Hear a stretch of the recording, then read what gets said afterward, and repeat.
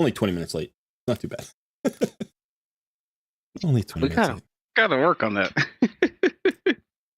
Yeah, it's been hard with the holidays. Like we were away all of yesterday. Yeah. So we had, Christmas with my wife's family. Now, this is our third Christmas that we've had. So, we had it first with, actually, it's like the fourth. We had our personal Christmas at home. And then we had Christmas with my aunt and my family like that evening. And then her parents came and we had Christmas with just them. And then we met, we went and did the larger extended family. So her aunt, uncle, cousin, my brother-in-law and our niece and nephew and stuff. And the kids were great, And so it's like, yeah, it's just a lot of Christmases. And now we've got New Year's today and we've got some friends coming in from out of town. And I tell you, I love quickly. Yeah. We should change the stream title. It's Takeover Tuesday right now.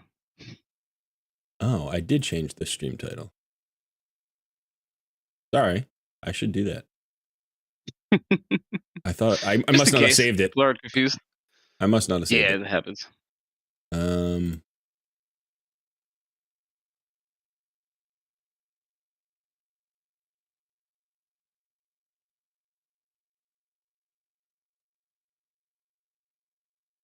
It's got the right thumbnail, but it's got the wrong title.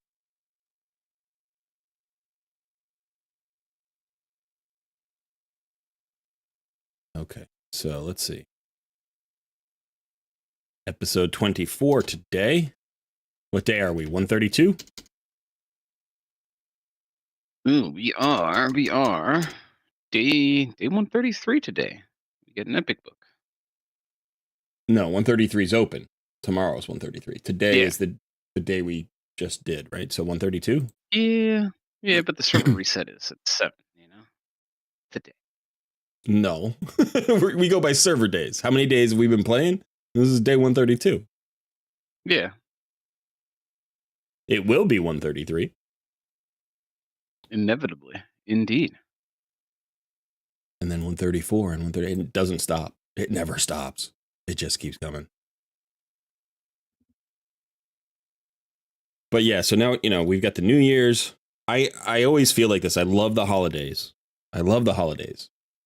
And then you get to New Year's and you're like, I just need a break from holidays. Like, I don't want any kind of holidays. I don't want any visitors. I don't want to see anybody. Like, I told everybody who I loved that I love them. We celebrated. We ate more food than it's a ridiculous, it's a shameful amount of food. And now I've got to lose like 20 pounds and, focus on work and stuff and get the house back in order. So it's fun. I do love New Year's. New Year's is one of those kind of bittersweet holidays, the ending of a year, the beginning of a new year. Yeah, I don't know. How do you feel about New Year's? Do you like New Year's? Is that like a holiday you enjoy? Yeah, I always have enjoyed New Year's. I don't know, maybe this is kind of an interesting one, but when there's just a lot of fireworks going on, you go outside and it's all smoky and looks like a freaking wasteland out there. It's like, what is going on? The whole world's going crazy. I always think that's kind of neat. But yeah, start of a new year. Another one. It's going to be interesting. What is that in your screen there? In my screen where? Is that just a weird visual? It is. It's just a weird visual from the game. Okay. Sorry. I'm not sure what you're seeing, so. Yeah, it was just the way you were. It looked like there was it looked there was something on screen, but it was actually, it was on screen, but it was an animation from the game. Oh. Yeah, okay. This little gray patch here, like right in front of the marketplace, was kind of sticking out of your arm. And it just looked to me like there was something there behind you or something. But it's not. Okay.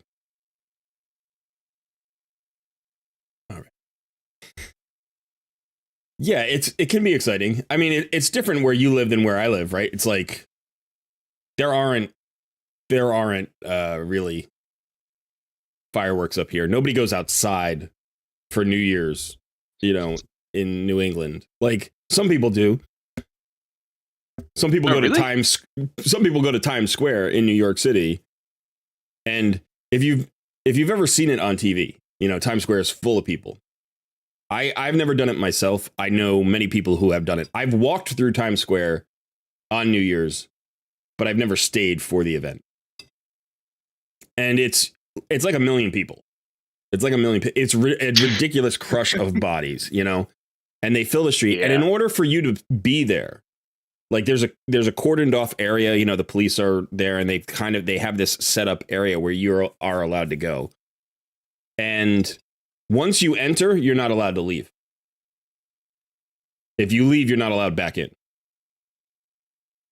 It's Right. kind of this thing. Like if you're coming in, you get in and they count you and you're in and you get, you know, little wristband or whatever. And that's it. You're in, you're done. Now I'm sure there are ways around it, but you know, that's the setup. It's very, and so years and years ago, you know, it was the kind of thing where it's like, they didn't even have like porta potties or anything. Like you had to go in there, stand there for 8 hours in the freezing cold in order to be there for midnight. And you couldn't leave to go to the bathroom. You couldn't go get food. Like you can't do anything. You're just hanging out there. So you have to bring whatever they allow you miserable. to bring. It is. Everybody who I've ever talked to who has gone there is like, oh, I would never do it again. I mean, the energy is also kind of crazy and it's fun and it's an experience, but it's not particularly pleasant. Like I don't know anybody who's done it twice, you know, and maybe there are people who like get up for it. If they live locally, you can walk home or something, you know, but like we would have to take a train into the city, you know, and then do the thing and then find our way home at the end of the night.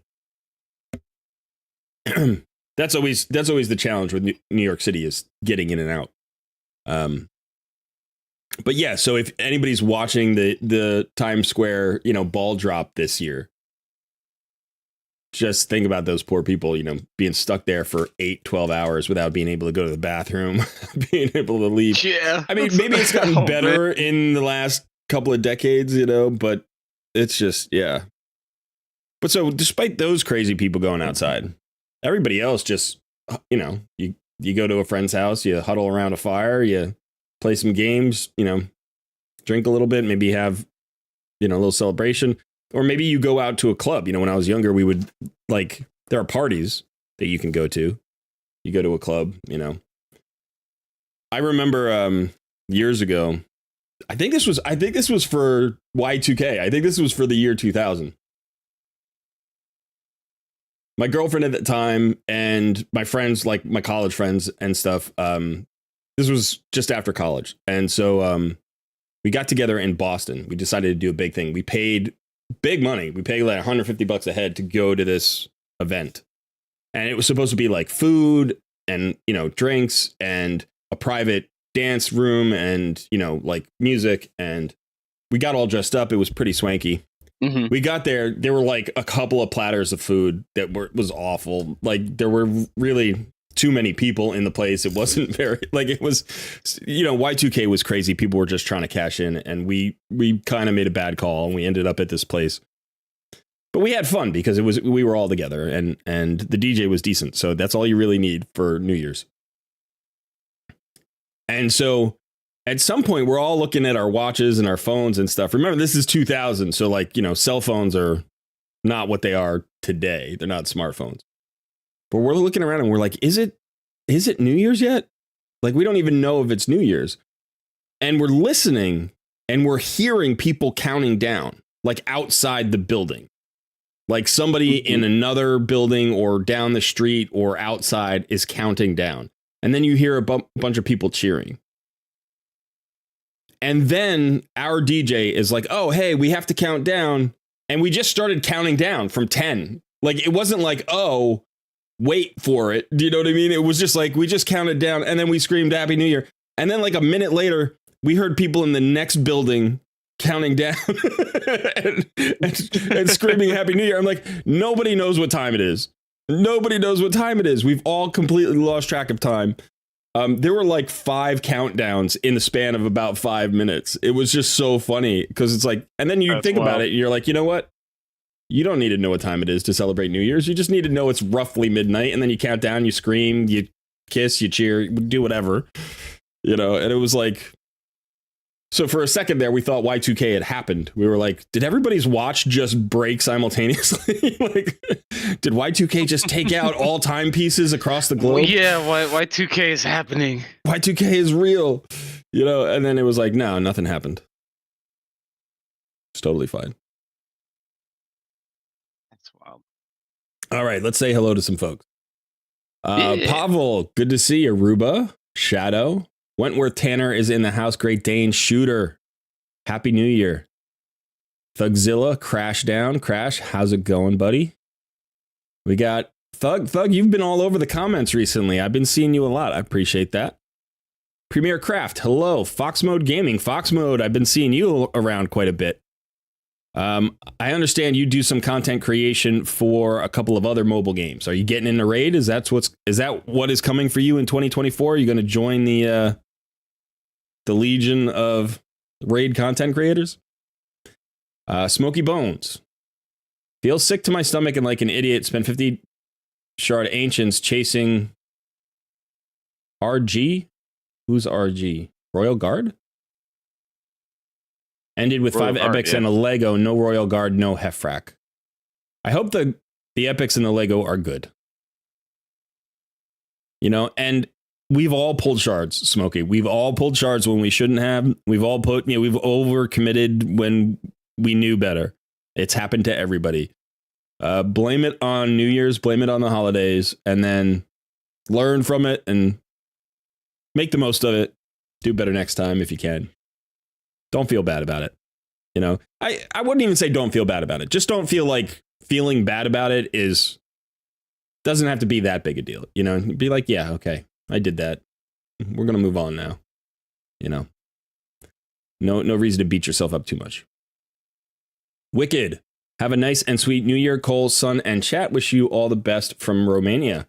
Well, wishing you the best from the US of A. We appreciate you. Happy New Year. Hammerhawk, good evening. Have a great evening and all the best for 2024. Thank you.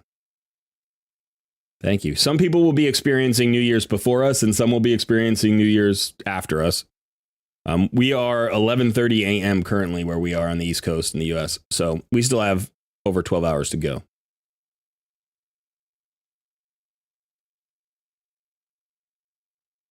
Thugzilla says, I took all the legendary champions last week. Yeah, Thug had a good week. Andrea, hello. Good to see you. Plethoria, good morning. MZ, Happy New Year. Good morning. James Morton, good morning. Weezkibby, Happy New Year. When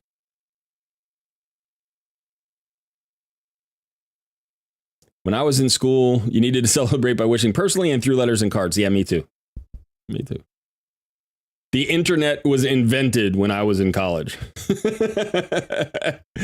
Like, we didn't have it, and then we did.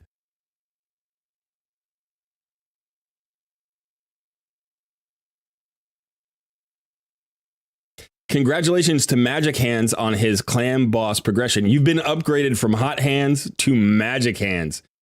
I gotta say, it keeps upgrading. I gotta say, Magic Hands sounds a little risque compared to Hot Hands. Yeah, you know, like you can have you can have the hot hand, like that could be like a sports reference, but Magic Hands, that's special. Is there something you need to tell us about you and Thug, or is something going on there? Yeah, every day another beautiful day, my friend. It's a good time. Good times all around. Fox Mode says, yes, bro, I do mostly content creation on Infinite Magic Raid and Eternal Evolution, and a bit of Raid Shadow Legends a year ago. Okay. Looking to get serious into Raid Shadow Legends in 2024, fingers crossed. Well, good luck with it. Good luck with it. Content creation is, I mean, you've been doing it, you know, so you know what it is. It's a challenge. It's fun. A good time. It's fun. It's a lot of work. It's a lot of work to do it well. It's a lot of work to do it badly. It's like, I don't know how well we do it. We're doing it's just okay. a lot of work. It's just a lot of work either way. I think we've done pretty well this year, son, I would say. We've done all right for ourselves. We've had our misses, we've made our mistakes. We've definitely used this as a learning experience. But I would say on the whole, 2023 has been a relatively successful year for Colred Plays. I would say so. We're going to come up short of our 4,000 subscriber goal. But that was a number that I just kind of picked out of the hat because it was random. I started with 5,000, then we backed down to 4,000 when we saw we weren't going to make it. I'm like, you know what? If you told me back in May of this year that I would close out the year with 4,000 subscribers, I would feel like that's a pretty good thing. That's a pretty successful first, 5 months into YouTube. So yeah. I mean, I would say our growth beat our expectations at pretty much every mark, by a large amount.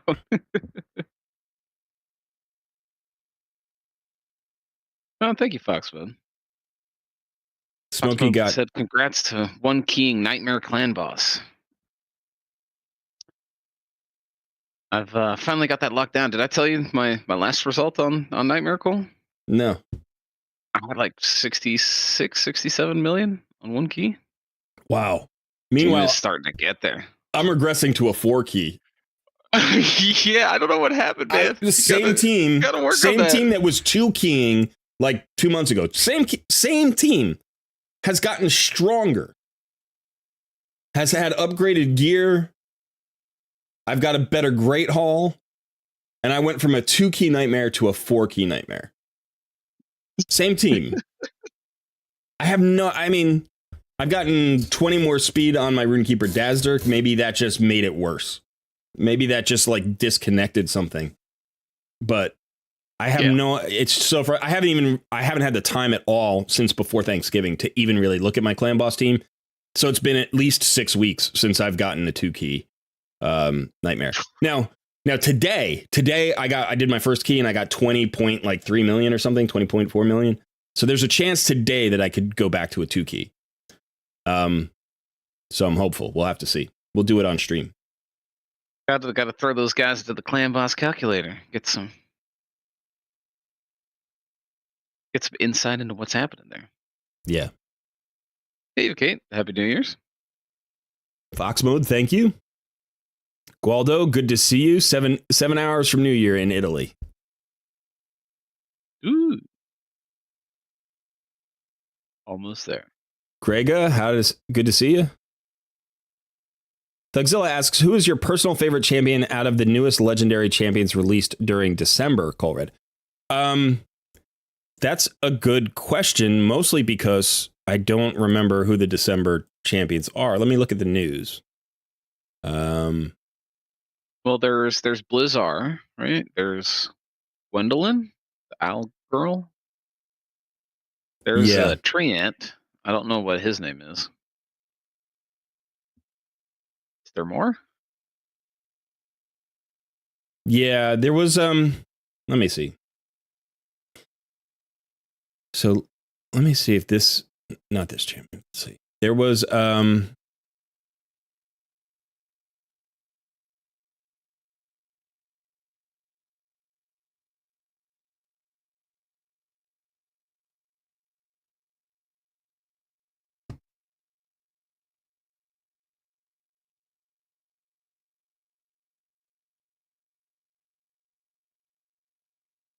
somebody else dropped, wasn't there?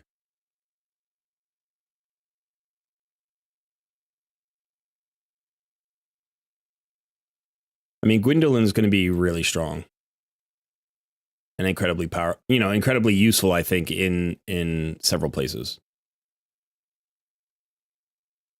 But there was a Void legendary who dropped.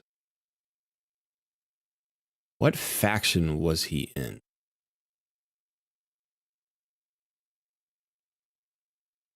This guy. Carol on the Ringer. So I looked at this guy, yeah. and I think he's pretty cool. And there hasn't been much buzz about him yet. I think people are going to find a way to make a lot of value out of this guy.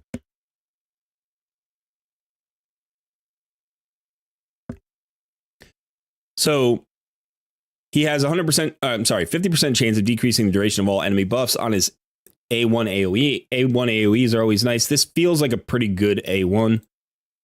100% chance of Hex and Weaken. That's huge for Hydra. Hex and Weaken, AoE 100% chance. And he's Void Affinity, so no weak hits. This skill, I think, is huge.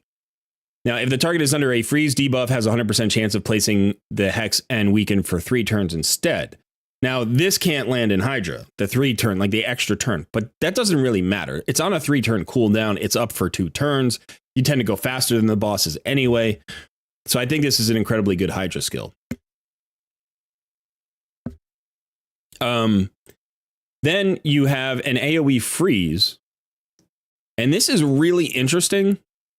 I'm not sure exactly how I feel about this. This is not a hit. This places a freeze debuff on all enemies for 1 turn. So just a place. Now, he wouldn't weak hit anyway because he's void, but this means that you don't... I'm trying to think of where like you would want this to not be a hit. And so I'm thinking there's a reason for it, but I'm coming up blank right now. I think I imagined it earlier. I just can't imagine what it is now.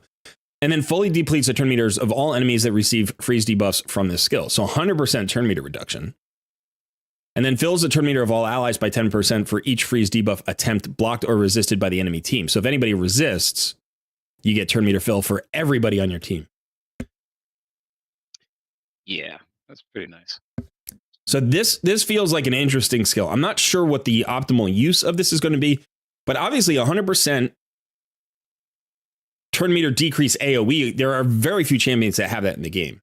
The only one I can think of off the top of my head is Raz and Scarhide, who has it, and he has it on a 7-turn cooldown, I think, maybe a 6-turn cooldown, and this is on a 3-turn cooldown. Now, Razen's is a hit, but this is still an incredible amount of turn meter decrease. And then this is a nice passive. It ignores 10% of the target's defense if the target is under freeze debuff. If the freeze debuff was placed by this champion, allies will ignore 20% of the target's defense instead. So if he's the one who lands the freeze, everybody ignores 20% of the target's defense. I think they're starting to do this to kind of counteract the negative associations with freeze, because freeze gives a damage reduction to whoever has freeze on them. So this basically counteracts the natural results of freeze. And then ally speed in arena battles by 30%, which is kind of crazy. With a base speed of 109, you can't... Let me see. Get Sun up there. So you can see his base stats are pretty solid. Like, he's a support champion. Okay attack, okay defense, good speed. He's got accuracy in his kit, 20. Decent HP. So I think he's going to be survivable enough. He's going to be fast enough to be early in your turn order. I do think he's going to be good in Hydra. Just for this skill alone, I don't even think you need to worry about the freeze. Like, turn off the A3. You don't even care about this. Or, no, don't. Because you can't freeze the bosses. So that means you're going to get turn meter fill from this. You're going to get 40% turn meter fill AoE, which is actually, that's a huge amount of turn meter fill. So you wouldn't turn it off against Hydra. So you get turn meter fill, you get an AoE hex and weaken, and then you get an AoE A1 that has a chance of decreasing the duration of all enemy buffs. So he feels like he could be an arena champion. He feels like he could be a Doom Tower champion. He feels like he could be a Hydra boss champion. He feels like he could be useful in a lot of interesting content. One of the things about freeze champions, and I think like AoE stun champions to a certain extent, I think the community at large, not everybody, but I think like the overall impression in the community is that those champions are not as valuable as some other champions because they don't speed up your runs in like measurable ways, right? So like when you get champion like Lydia, who has drop defense and weaken AoE on the same skill, and then you just crush waves, you're like, oh, Lydia's super valuable because she speeds up the game. And freeze champions, and to a certain extent, stun champions, like, don't speed up the game, but they massively increase your chances of success in hard content.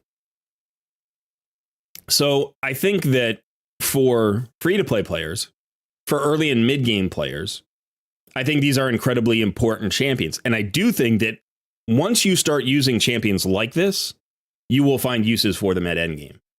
Because you'll have them built out, you'll like the champion because you've been very successful with the champion, and you'll think about ways to implement this champion later on.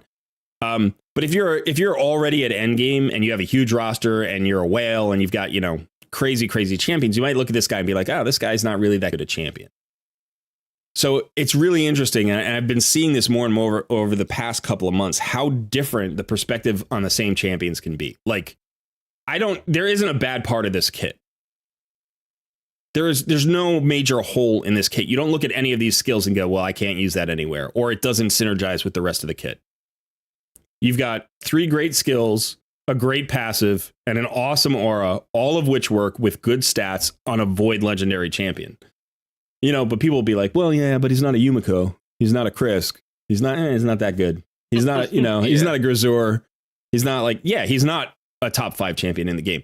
But if this is the only Void legendary you pull in, say, your first year of your account, he's going to be everywhere for you, and he's going to be highly effective. He's going to be a crazy progression champion. And if you're in the mid game and you pull him, he's going to solve all sorts of problems for you. And when you get to end game, you're going to find ways to use this guy. So I actually, like, just from the way I look at the game and the way I play the game, I think this is my favorite addition this month. Other than maybe the Fusion. Blizzard is a phenomenal champion as well. Now, I know that the more popular pick is going to be Gwindel, who's also going to be crazy good. Right, this A1 is one of the best A1s I've ever seen. So, attacks an enemy 3 times. Each hit has a 50% chance to extend the duration of all debuffs on the target by 1 turn. That's insane. It's not too shabby. Yeah. That's insane. That is one of the best A1s I've ever seen. You know, stats are okay for an attack-based champion. I don't know about the multipliers on this champion yet. I haven't really looked into them. 100% AoE decreased speed with leech, with an decreased accuracy debuff on enemies under 2 or more debuffs for 2 turns. This is a very nice A2. If it hits hard, then it's incredibly good. But a decreased speed AoE at 100% is always good. And then with the leech and decreased accuracy, just really, really strong. You know, I mean, again, you're looking at another Hydra clan boss champion. This A2 is incredibly good for that. A3 attacks all enemies before attacking, places increased accuracy. So you have a decreased accuracy for the enemy. You have an increased accuracy for your team. You have a chance to steal block buffs from all enemies, which is kind of interesting. That can be useful in certain places.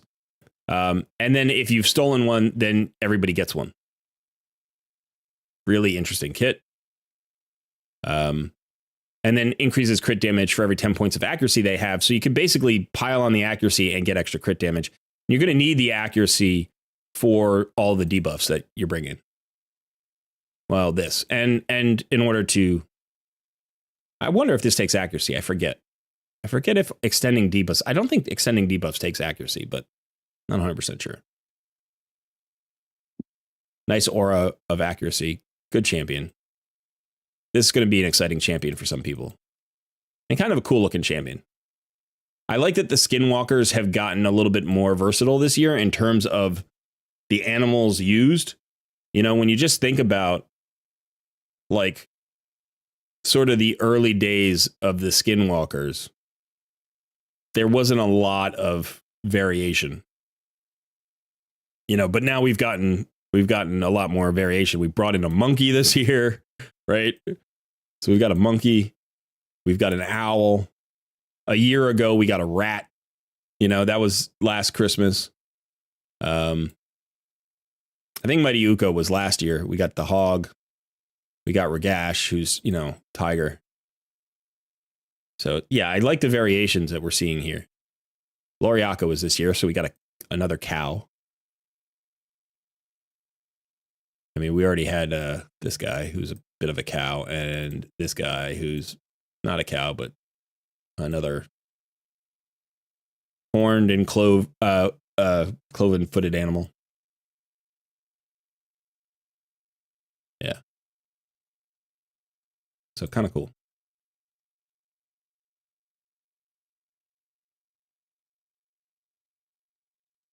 By the way, cool. I mean, man, my voice it has been gone for days now. I meant to ask, are you going to be doing any pulling with all the events going on? We had the primal pulls. We had the Sacred 2X. I pulled my one primal shard. Yeah. Yeah, we did that for the video. Yeah. Let me see.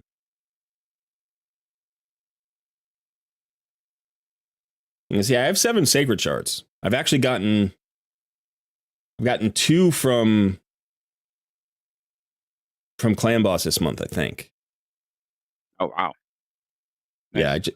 So, or maybe one was at the end of November. I forget. No, I think it was more recent than that. So here I've got 49 ancient shards. Pulled a lot. That's what Mr. T says. I've got 49 ancient shards. I'm building my mystery shard like pile. I've got 3 voids and 7 sacreds. So I'm not gonna pull voids or ancients. That's not what I do. I only pull during 2 times events for those. So the question is, do I pull the 7 sacreds today? What's the progressive chance? It says progressive chance. It says progressive chance right there, but there's no progressive chance on sacreds. I think it's just 2 times on sacreds. So yeah, I believe so. So I could absolutely pull the sacreds. I could pull the sacreds. Or I can hold them for January's fusion.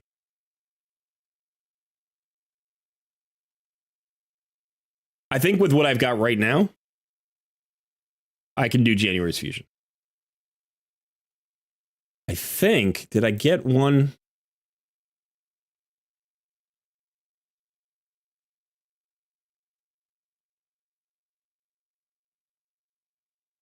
No, I only had 50 Bovos fragments. I summoned my 1 Bovos because I was doing the champion chase.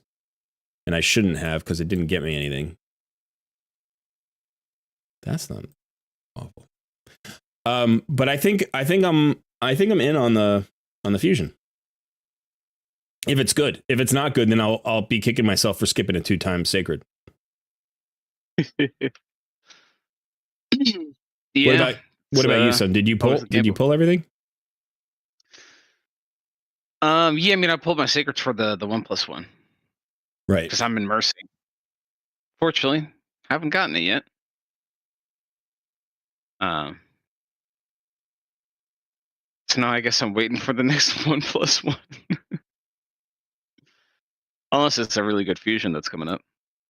How many sacreds do you have left then? 0 right now.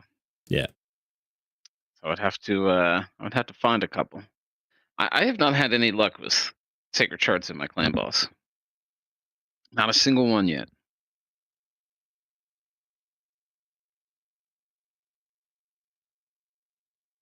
You've never received a sacred shard from clan boss? No. I don't think so. Not yet.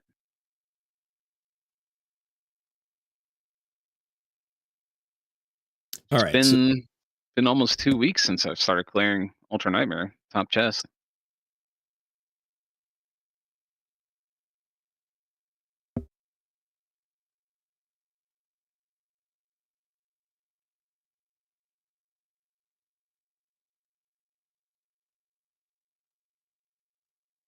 Angelica, thank you. I'm way up Lanai, welcome. Kate of the Dead, good to see you. Good evening. Mr. T2 Sugars. I like New Year's. I generally, I don't celebrate it big. I never really have it. It's always a little bit melancholy for me. Like it's always really reflective for me. For years, I used to write myself a letter every New Year's, and then I would read the previous years, and then I stopped doing that because it was like it was an interesting map for my life. I don't journal, but if you journal, you might have like this kind of feeling of reflection. You look back at the year old stuff. Sometimes it's nice, sometimes it's not.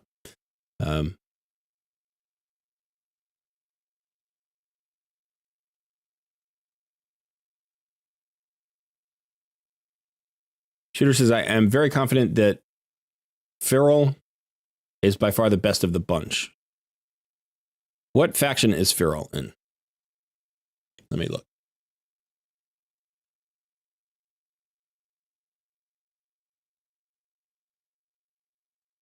Oh, this is the new Sylvan Watchers champion. If an ally is under 2 or more buffs, increases their resistance by 50. If an ally is under 3 or more buffs, also increases their accuracy by 50. If an ally is under 4 or more buffs, also increases their damage dealt by 20%. That is a fantastic passive. You're right, Shooter. That is a fantastic passive. And 100% chance to decrease speed on the A1 with a chance of ignoring resistance. That's a fantastic A1 as well.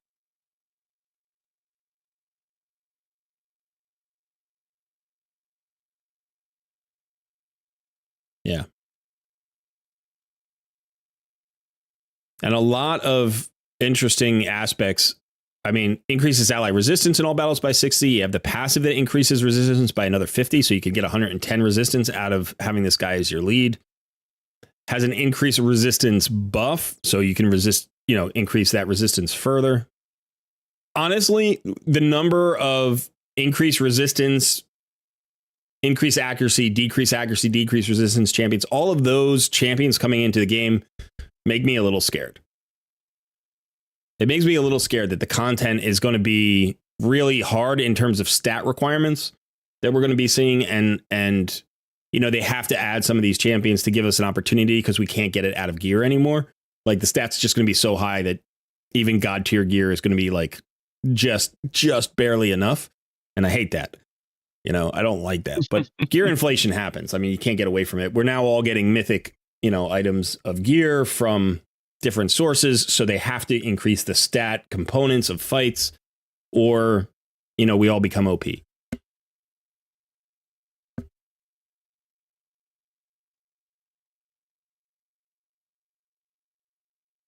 Joshua asks, have you ever done a roster cleanse on a takeover? No. I don't like to make decisions about people's champions because rosters evolve in different ways. And one of the ways that they evolve is based on the intention of the player, right?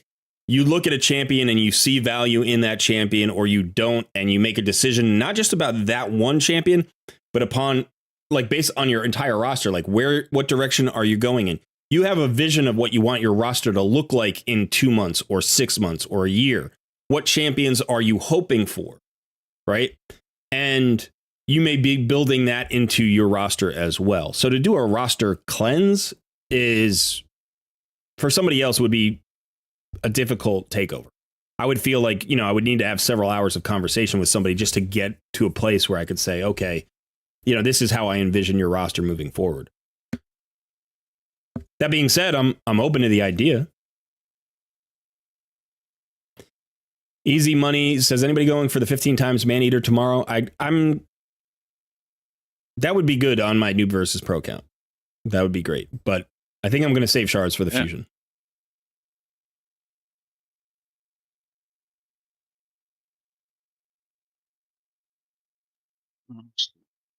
Dark the Enigma, good to see you. Everyone ready for the new year? Yeah, just about. Getting there.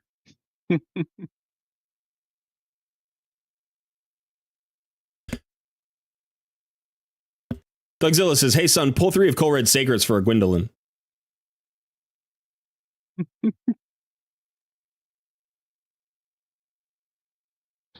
You know, the reason I ask is whether or not you're planning on pulling any, because I've got somebody who wants to do some pulls, and I'm trying to Okay. figure out if we're both, well, I've already pulled mine. If you're doing polls, we could maybe, do like a video out of it. But if not, we might just do it during the live stream. Yeah, we could do that. Yeah. This is really unfortunate. I built this spider team to try and kill as many spiders as possible.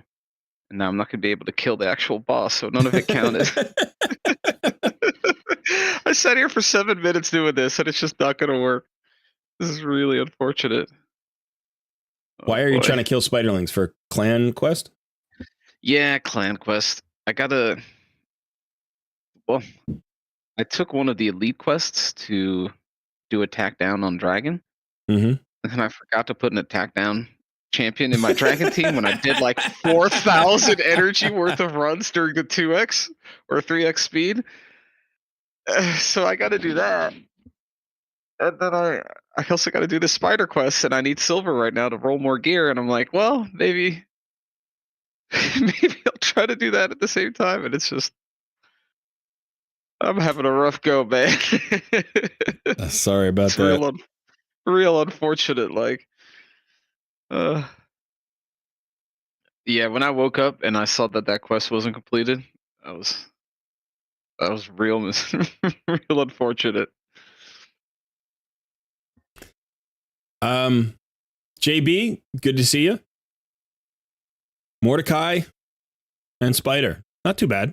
Not too bad. Mordecai is a good solution for the spider dungeon if you need it.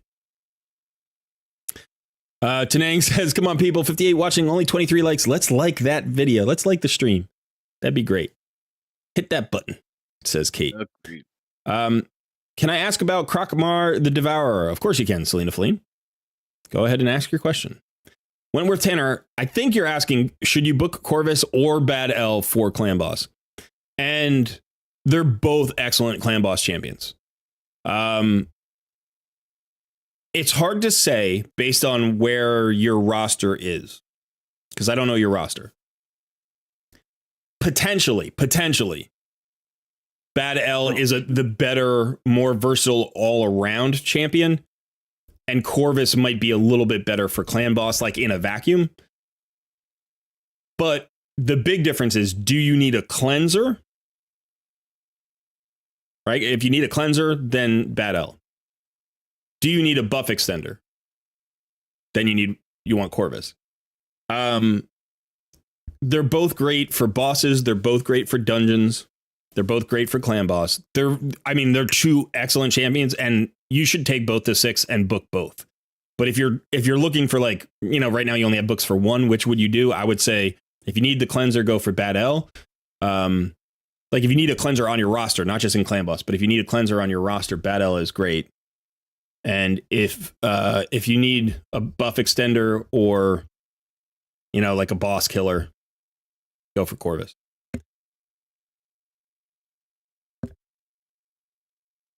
We can dance if we want to. Kate pulled Krokmar last week. Do a little dance.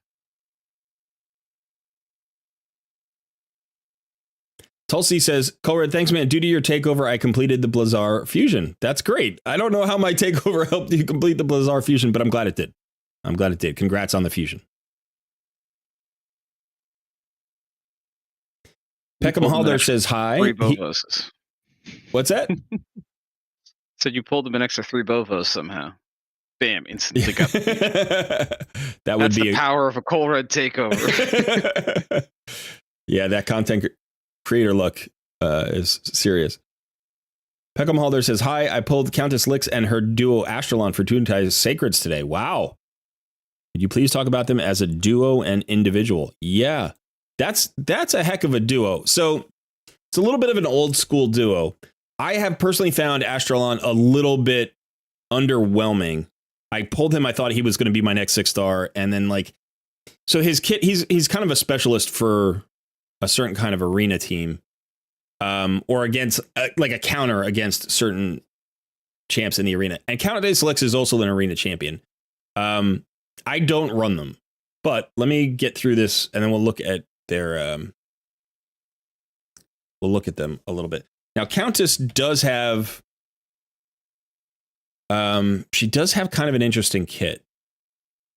And I think they're, by the way, I'm not saying they're bad champions. I'm not saying they're bad champions at all. I think they're good champions.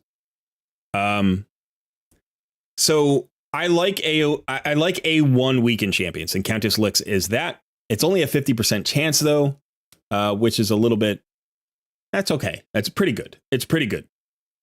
I wish it were higher, I guess. I wish it were like each hit had a 50% chance, which would be what would happen if she came out now. So a little bit of power creep there.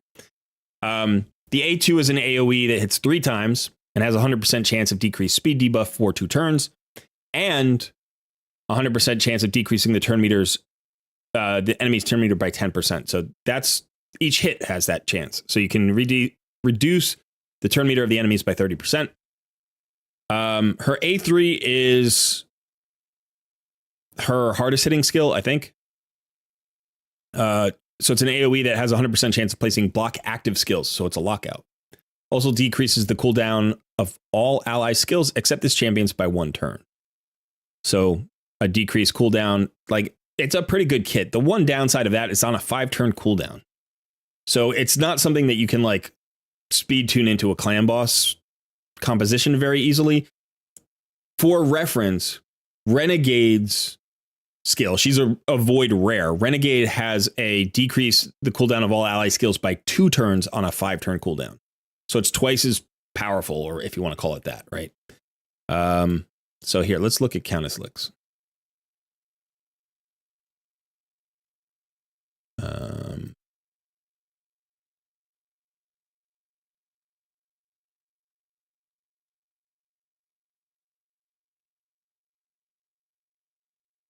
All right, so is this school? This skill decreases the cooldown of ally skills except this champion's by 1 turn. So it's a good skill. It's a good skill, but really you think of it as a block active skills. This is what makes her so powerful in arena. Son, I got to take you off the board, buddy. Sorry. So this is the skill that she gets used for in arena. It hits decently hard, not super hard, but it hits decently hard. Remember, she's an attack-based champion, so she is a damage dealer. But she gets used as this lockout. She's a block active skills, champion. Passive, this is a passive for Astrolon. And then fills this champion's turn meter by 5% each time an ally receives a debuff. This allows her to cut in. So she also gets used for this in arena. So I think Countess, of the two, I like Countess personally a little bit better. She disrupts. She can cut into, usually you build her as the second fastest champion on your squad. But you could probably find a defense where she could be the fastest champion on your squad. She gets turn meter fill. She cuts in, and then she would probably, drop the block active skills. You could also push the turn meter back. So you actually have the option when you're on offense of doing like either one. Depending on what's going to be more valuable. Yeah. I wish she was, the A1 weekend feels like she's more of a boss killer than she is. I think she's probably decent in terms of Doom Tower bosses. The problem with Countess Lix has just been power creep. This A2 is a 4-turn cooldown. The A3 is a 5-turn cooldown. If you drop this to 3 and 4, I think she shoots up the meta. She becomes super valuable, and all of a sudden she's going to be everywhere. I think, if she got buffed in that way, like if you think of her kit is really strong. It's her cooldowns that are the problem. So she's not great for PvE content. Like she's good for PvE content, but not, like phenomenal for PvE content, in my opinion, because her cooldowns are too long. Because if you had her cooldowns in a different place, she'd be OP. Now, Astrolon is one of the coolest looking champions in the game. I think this guy is just so cool looking. I'm pretty sure he was a Valentine's Day fusion or something. Or, I don't know. Anyway, now his A1 is decent. It has a 50% chance of placing a decreased defense for 2 turns, which is okay. It's a double hitter. With Countis Licks, it gets a lot better. So she'll join up and team up and join the attack if they are on the same team, which means you get a weaken out of it as well. So, you know, you've got the extra hits and the weaken from Countis Licks. This skill used to be really strong. Attacks one enemy, will ignore increased defense, strengthen, and ally protection buffs. This champ came out before Stone Skin. If you added Stone Skin to this list of things that Astrolon ignores, he'd be better, right? He'd be significantly better. But this is what used to make him really good. So he could ignore these debuffs. I'm sorry, these buffs, these protective buffs. He's got this conditional revive if he kills an enemy, which is not useless. And he gets a shield, so he's a little bit extra tanky. He's squishy. I don't know that the shield really matters. Like, it's just whatever. Now, this A3 is what makes him sort of a counter. So he removes all buffs from targets under Veil or Perfect Veil buffs, then places a weaken debuff on enemies who have those veils removed, then attacks all enemies. Also has a 100% chance of placing a stun debuff on all enemies for 1 turn. This is a counter to Duchess, and it's a counter to, like, Candrafon. So that's powerful, right? If you're specifically going into those champions in Arena. Has a 100% chance of placing a stun would require, like, if you're going to do this, if you're going to do the weaken, you need accuracy. If you're going to use them for the decreased defense, you need accuracy. Typically, as an arena nuker, you just don't care. You want them to hit really, really hard. You don't want to put those stats into the accuracy. He doesn't have any additional base accuracy, right? He's built as a nuker. You can see he has the extra crit damage. Like, he's designed as a nuker. So it feels like there are parts of his kit that don't synergize perfectly. If you were to build them for PvE, you could definitely do that the way you would build like Ninja or maybe Wukong for PvE. Accuracy and hard hitting. His multipliers are good. You can see his base attack is excellent. His multipliers are good. He hits decently hard. It's not overwhelming. For that high an attack number, you would expect him to hit harder than he does. On his passive, he fills turn meters every time an ally is hit, decreases incoming damage by 25%. The attacker's attack is lower than this champion's.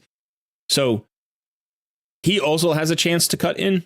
So if you put Countis and Astrolon on the same team, you get a lot of, you know, opportunities to cut in, which is kind of cool. I don't think Countis Licks needs this guy. I don't think this guy needs Countis Licks. I think they're good individually. They get slightly better together. Astrolon, you know, this ally attack is nice. But if you look at Countis Licks' like synergies here, where is it? Removes 1 random debuff from Astrolon and this champion at the start of each turn. So, like, it helps prevent like stun locks or lockouts a little bit. And again, that's most likely in PvP. So you could certainly build a strong PvP team around the 2 champions. And it's cool to have a duo, but you don't need them both. They're both good champions. They've both been power crept a little bit. And there may be, depending on where you are in your account, they could be very, very good for your account, or they could be a little bit underwhelming. When I pulled my Astrolon, he was definitely underwhelming for me at that point in time. But I got him about 1.5 years in, I want to say. Still the coolest looking champ in the game, I think.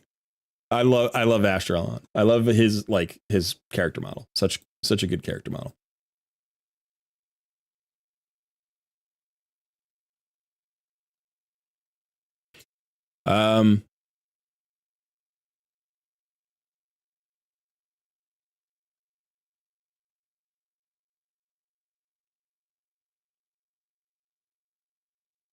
Joshua pulled Lord Chamford. I think his name, any good to try and focus on, pulled a Royal Guard right after. Royal Guard is going to be cheaper and easier to build. Lord Chamford is a decent champion. He's not bad at all. Where is he? Here he is. This guy's kind of interesting. So first of all, What's his passive places a shield buff on this champion equal to 20% of their max HP for 2 turns. This is on a 1-turn cooldown. Literally at the start of each turn, he will place this.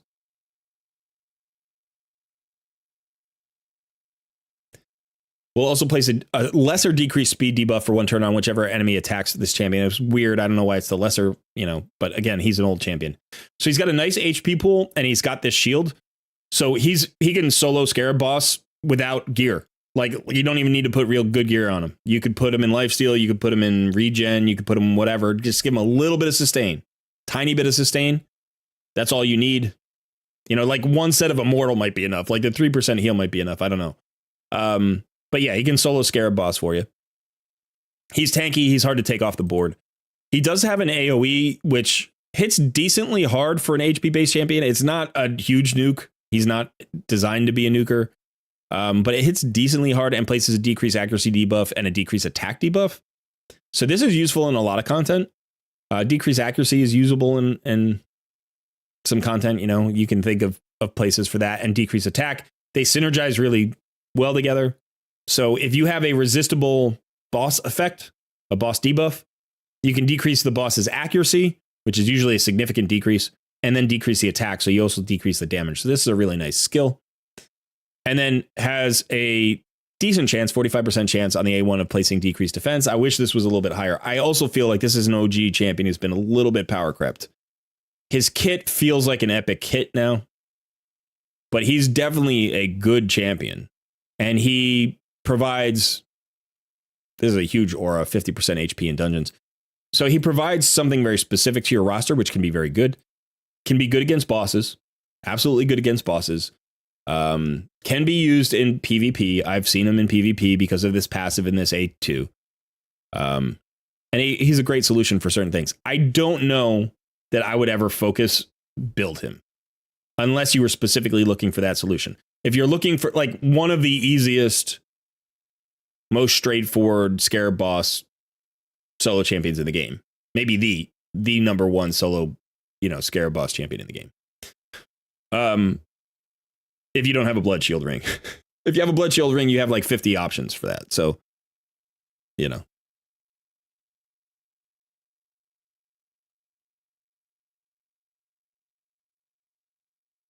Let's go back to Sun's lead so you can see some action, actually. So I haven't played the game in the last 20 minutes. Classic mistake.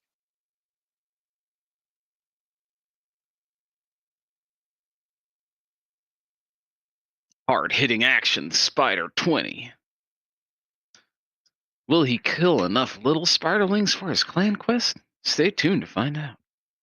James Fox said, Countis Lix was huge for me in those upper Doom Tower levels. The Siphi Rhodos type when Doom Tower first came out. Had her in stun set. Yeah. You beat the Bannerlord faction using Lord Chamford. Yeah, he's definitely a solid champion. Shooter says, if you put Astrolon and Lix together into wave content, they completely cripple every wave. Fair enough.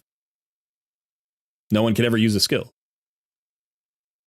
I pulled Krokmar not long ago. Does he hit hard? Don't know. Should I book him to be my secondary damage dealer on Hydra? I was pretty high on Krok when he came out, but I don't know. I don't own him. I haven't built him. He's got good multipliers. He's got an increased crit rate buff and increased crit damage buff with an extra turn mechanic. He's got self-sustain. He's got a conditional AoE on his A1. I think potentially he could hit pretty hard. So he might be a good secondary damage dealer. Yeah. Yeah, wasn't it when he came out, you were looking at him like if this guy's calculator, like his multipliers are good. His multipliers are good. I missed a mechanic. I thought he was going to be stronger than Magnar, and I missed a mechanic on Magnar, which makes him not as good as Magnar. But his multipliers are very good. What's the mechanic on Magnar? Magnar gets an extra hit.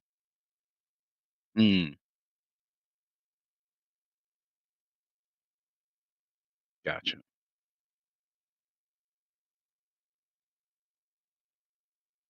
Flexzilla says, hey, Colruyt, my other legendary champ from last week's 1+1 is Knock the Paralyzer. How would you rate him as a mid to late game progression champion? I've come across this guy a couple of times recently. People have been asking me about him. I've never pulled one. Let me see him. I've never pulled one. I gotta go grab my coffee. Be right back. All right. Is he, what is he, Dark Elf? Yeah, he's Dark Elf.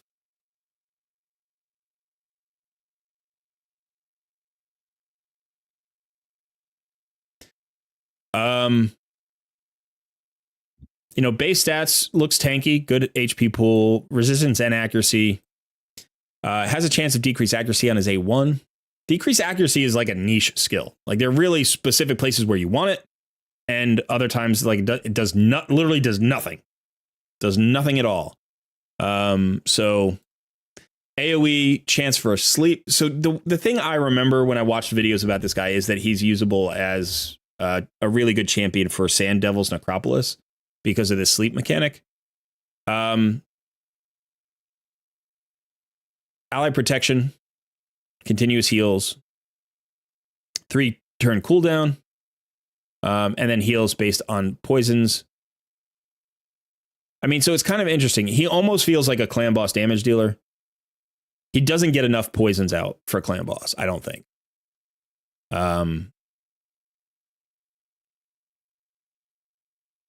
So he can't place sleep on clan boss, so he doesn't get the extra poison. So it's basically 2 poison debuffs on a 3-turn cooldown. The sleep mechanic goes out the window. Ally protection feels like a clan boss skill. So I think if you have him relatively early, he may do some work for you in clan boss because of that.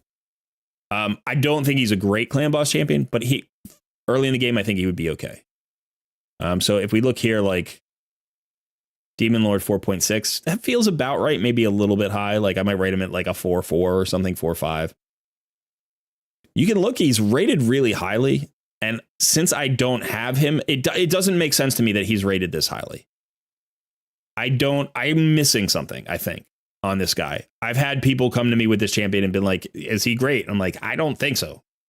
But clearly somebody does. And I may just be missing, I may be missing something because I don't have the champion. Cool looking champion. The sleep mechanic is always kind of, interesting because it can do some interesting things in the games. But what's up? Hey, he's definitely cool looking. He's got that going for him. Yeah. So, yeah, I wish I could give you more information, but definitely ask in the Discord community. There may be somebody who knows more about him. Smoky Bones, for overall progression, mainly tag arena, should I 6-star Supreme Elhain or Gala long braids?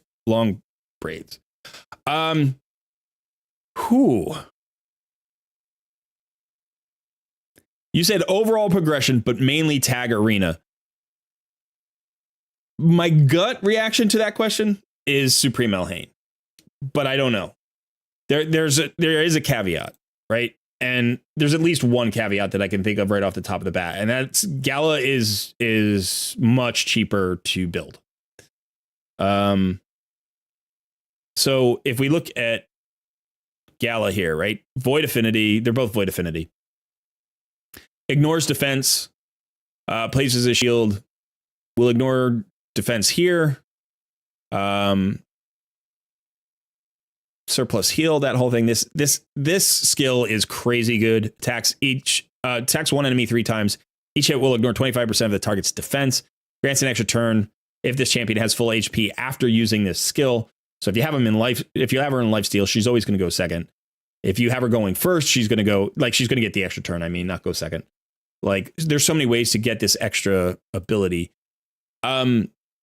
The issue is that she's a single target hitter. So it feels like she's great against bosses with the ignored defense. She could certainly be very good in PvE. She's god tier in PvP, but in a specific kind of comp, right? So maybe a little bit more of it might require a little bit more to put around her to set her up for success. But she's cheaper to build as an epic, right? Great multipliers.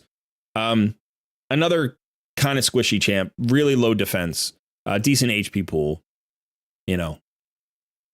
The whole goal here is to have her go first and basically cripple the enemy before they get a chance to go. I think if you're looking for a more generally useful champion, I would probably go Supreme Elhain. So the more I think about this champion, the more she rises in my estimation. I have 2 copies of her, and I was disappointed when I pulled the dupe. I did the fusion, and then I pulled a dupe. So yeah, if we start with her A1, each hit transfers random debuff from this champion to the target. Not a huge deal, but you don't want her going second. You don't want her to have a lot of debuffs, but you could potentially rid yourself of like decreased attacks. You could potentially rid yourself of decreased speeds. Not a great A1. The A2 is sick. AoE damage increases by 10% for each debuff on each target. Resets the cooldown of Crack Shot, which is this skill we'll talk about in a second, if this attack kills an enemy. If you're getting debuffs out there, if you're getting 2, 3, 4 debuffs out there, 5 debuffs, this clears waves. It hits hard, it's got good multipliers, and then the damage increase is significant. And this is not her only damage increase, because we got to talk about her passive still. So just wait a second. But this is great for clearing waves. It's also great in arena. So it's just an all-around good damage. Remember, she's Void Affinity. She's not going to weak hit. She's going to crit. Like, she's going to do work. Now you got this A3. This A3 is a single target nuke. It is one of the hardest single target nukes in the game. We're talking about Gala as a single target nuker. Elhain matches her, I think, in terms of the ability to remove a single target from the board in a slightly different way. First of all, the multipliers on this skill are insane. It's like a 6.7 or something. It's a huge number. It's a huge multiplier. She ignores ally protect, strengthen, and shield buffs. We were just talking about this with Astrolon. If this ignored Stone Skin, she would be God tier arena nuker. I think she's already pretty close. I think she's an S tier arena nuker. I just put her in my yearly review of the Fusion Champs as an A tier champion because she's a nuker, and nukers, I think, are just a dime a dozen. There are tons of great nukers, right? But in terms of like her relative power, I think she's potentially I think she's a top 15 nuker in the game. She might be around 12 to 10, somewhere there. Maybe even she's starting to creep up a little bit higher. This skill is really cool. It's got that extra turn mechanic as well. So she can just pick one person, remove them from the board, and then get an extra turn. And we still haven't talked about her passive. Immune to decreased attack debuffs, great. That's awesome. She won't be weakened in that way. Inflicts 20% more damage against targets whose attack is lower than this champion's attack. That's every tank and support champion in the game. It's probably most nukers because she has a pretty good attack number, and you're going to just pump that attack number, right? So you don't need this against a nuker. You don't need this passive because you're going to have enough damage to remove a nuker anyway. So even if the nuker doesn't get affected by this passive, you're going to remove the nuker. Like, the nukers are easy to remove, right? And if it's a defensive based nuker, an HP based nuker, the passive does apply. So you're talking about 20% extra damage. Like with this skill, you're talking about an extra 10% damage for each debuff, plus the extra 20% damage against any support or defensive based champion, like any tank. So she's a tank killer. She's got an extra turn mechanic. She's got a cooldown reset. She can clear waves. I think she's probably tankier than Gala Long Braids. She's got a much smaller HP pool, but her defense is so much higher. Her defense is like 80% higher or something than Gala Long Braids defense. Good speed, the extra crit damage. I mean, it's 63% versus Gala, who's going to have probably the 60%, right?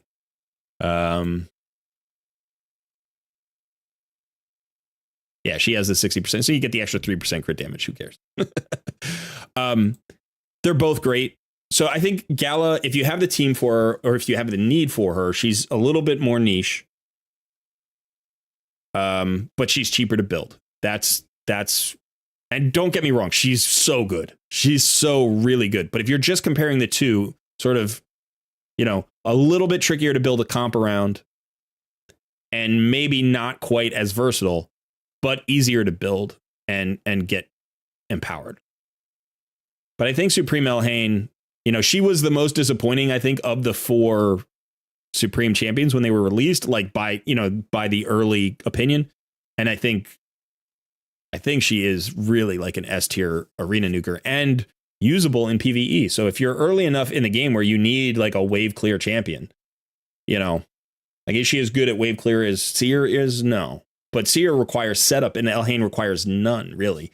If you can get debuffs out there, great. But like if you have a Deacon, that's 1, right? If you have a Wukong, that's 3.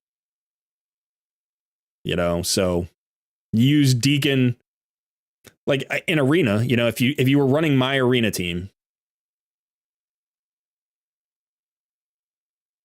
So if you were running this arena team and you just replaced Athel here with Supreme Elhain, right? You're going to get 3 debuffs out there. That's 30% extra damage from Supreme Elhain.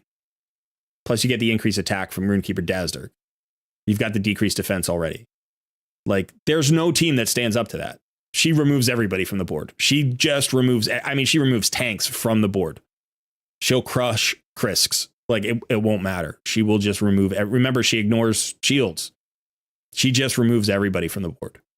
So yeah. And then, you know, if you're running this, like you may be running similar stuff in PvE. So I'm starting to get on the Supreme Elhain bandwagon. I'm starting to think she's really worth building, and I may build her on my main now.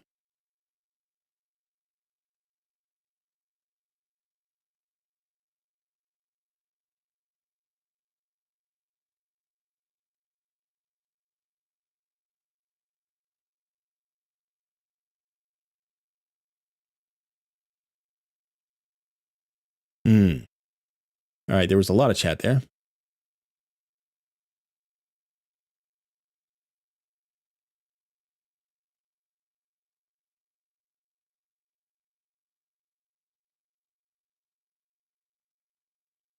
Cold Heart's A3 when it comes to the Scarab King. Dark Elhain's A1?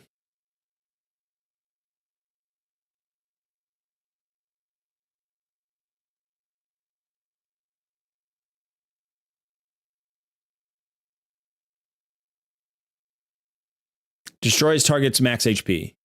Are you saying versus a max HP hit? Yes, mechanically they're different. So basically what happens is the damage calculation, like how hard the hit is calculated to hit, like how much damage is calculated to hit, is based on the numbers, right? The particular multipliers. So for Cold Heart's A3, the enemy's max HP is part of that calculation. So the bigger the HP pool, the harder that skill hits. So her Heartseeker hits extremely hard against bosses because bosses have huge HP pools. So it does more damage because they have more HP. Dark Elhain's A1 doesn't get calculated that way. It just does damage based on her attack. However, 30% of that damage after it's been applied will be taken off of the max HP bar. So it's an entirely different mechanic. One is how you calculate the damage. The second is an after effect of the damage.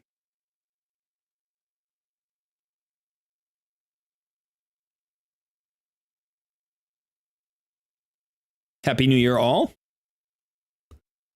Happy New Year's. Okay.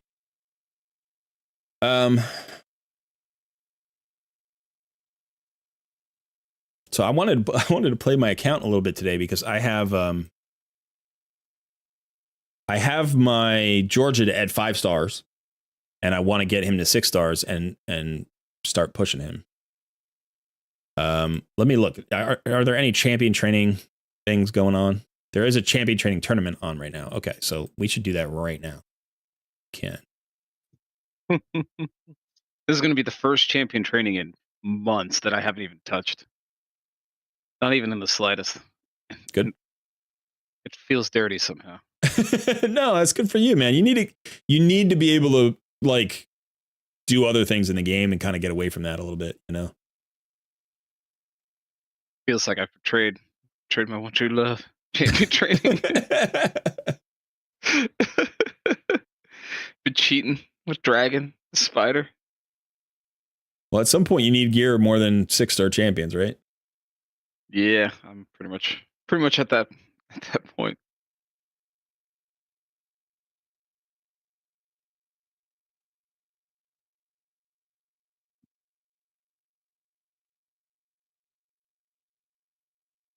Let's see. Do I have any 4-star chickens ready to go? I've got one.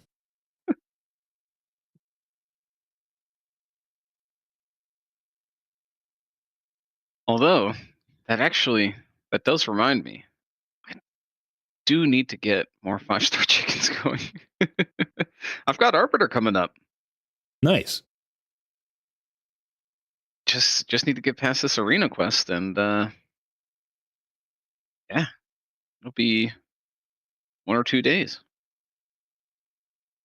Hopefully, I get it before CVC. That'd be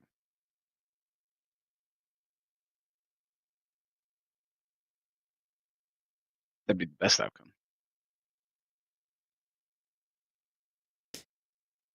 Yeah, sometimes you want to wait for CVC to do stuff, and other times you're just like, I can't wait. Especially if it's like a week away, and you're like, I just can get progress right now, Oh yeah, but in this case, I'm, I'm racing the clock to see if I can get her before CVC starts, right? So I can get the points, because otherwise I won't have her, and then I don't get all those extra points. Yeah, I think it's supposed to be a personal reward, so it'd just be nice to get a free. What is that, like 30,000 points? Yeah. It's not. Wait. You get double points for the first time you get a champion. And she's void. She's a void. Yeah. So it might be 40,000.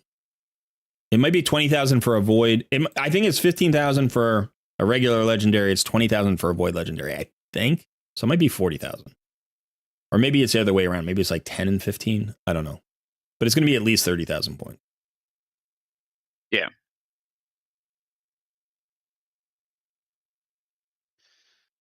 It's 10K for Lego and 20K for first time. Okay, so for Void, it's 15 and 30. Is that what it is? Yeah, okay. Is Dark Athel good for Spider? That's a question.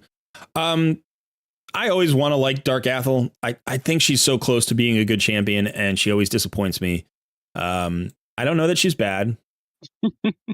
I don't know that she's bad. I keep looking at her kit, and I'm like, she's almost good. She's almost really good. Double Hitter has a 50% chance of decreased defense, debuff for 2 turns. We were just seeing this skill on legendary champions. Like it feels like an epic skill to me. It feels like it's weak on a legendary champion, but 50% chance, that's not bad. The A2 hits decently hard. It's not an overwhelming amount of damage. I think that's part of my disappointment. I always want this to hit harder. It feels like it should. She has so much more base attack than the standard version, than the starter, rare version of her, but she doesn't actually hit significantly harder despite having more than 200 additional attack and the extra crit damage. So it does have a 75% chance of placing a decreased speed AoE, which is nice. I wish it were 100% chance, or it hit harder, one or the other, or both. That would be great. But if it did both, that'd be a lot. And then the A3 attacks all enemies, places an increased speed buff on this champion if you kill 4 or more enemies. So this is the Spider thing where it's like, if you kill 6 or more enemies, heals this champion, you get granted extra turn if the attack kills 10 or more enemies. Oddly enough, it feels like a hard mode Spider kit now. Because we know that like at stage 20 through 25, HP burns are just better than raw damage, right? But in hard mode, like we know that raw damage can also be used. Like HP burns still work despite the heal that the boss gets or whatever it is. But it feels like, just outright killing targets is good. If she hit harder, I really think all it is, like, she needs, like, her multipliers need to be ratcheted up by like 25%. And all of a sudden, I think she would be really good against hard mode Spider. Unfortunately, I feel like she's not quite there. She's squishy. She's not fast enough to be fast, although she's not slow. She hits decently hard enough to be a nuker, but she doesn't hit hard enough to like really justify her over other champions. I want her to be good. Athel's my favorite starter champion, and I want Dark Athel to be good. I think if you built her to 6 stars, she could do work for an account. She's not a bad epic. I just think there are so many good options out there for what she does. And her A3 is just, it doesn't quite work anywhere except Spider. And even there, it's like, it's not really what you're trying to do in Spider. You know, if this were a 100% chance or it hit a little bit hard, like she's so close. She's so close to being really good. But I think if you built her, I don't think it would be the worst thing in the world. Like, I do think you could get value out of her. Yeah, I can't quite recommend her.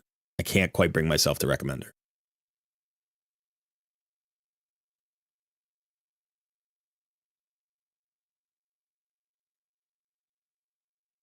Adventures, hello. Tug says, I understand that Supreme Galek is considered the best of the Supreme starters. But I'm trying to understand why and how exactly. Would you compare him to Supreme Elhain and Supreme Kael?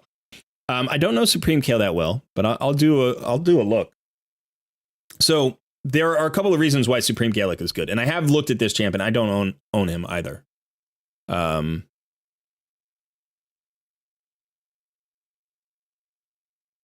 But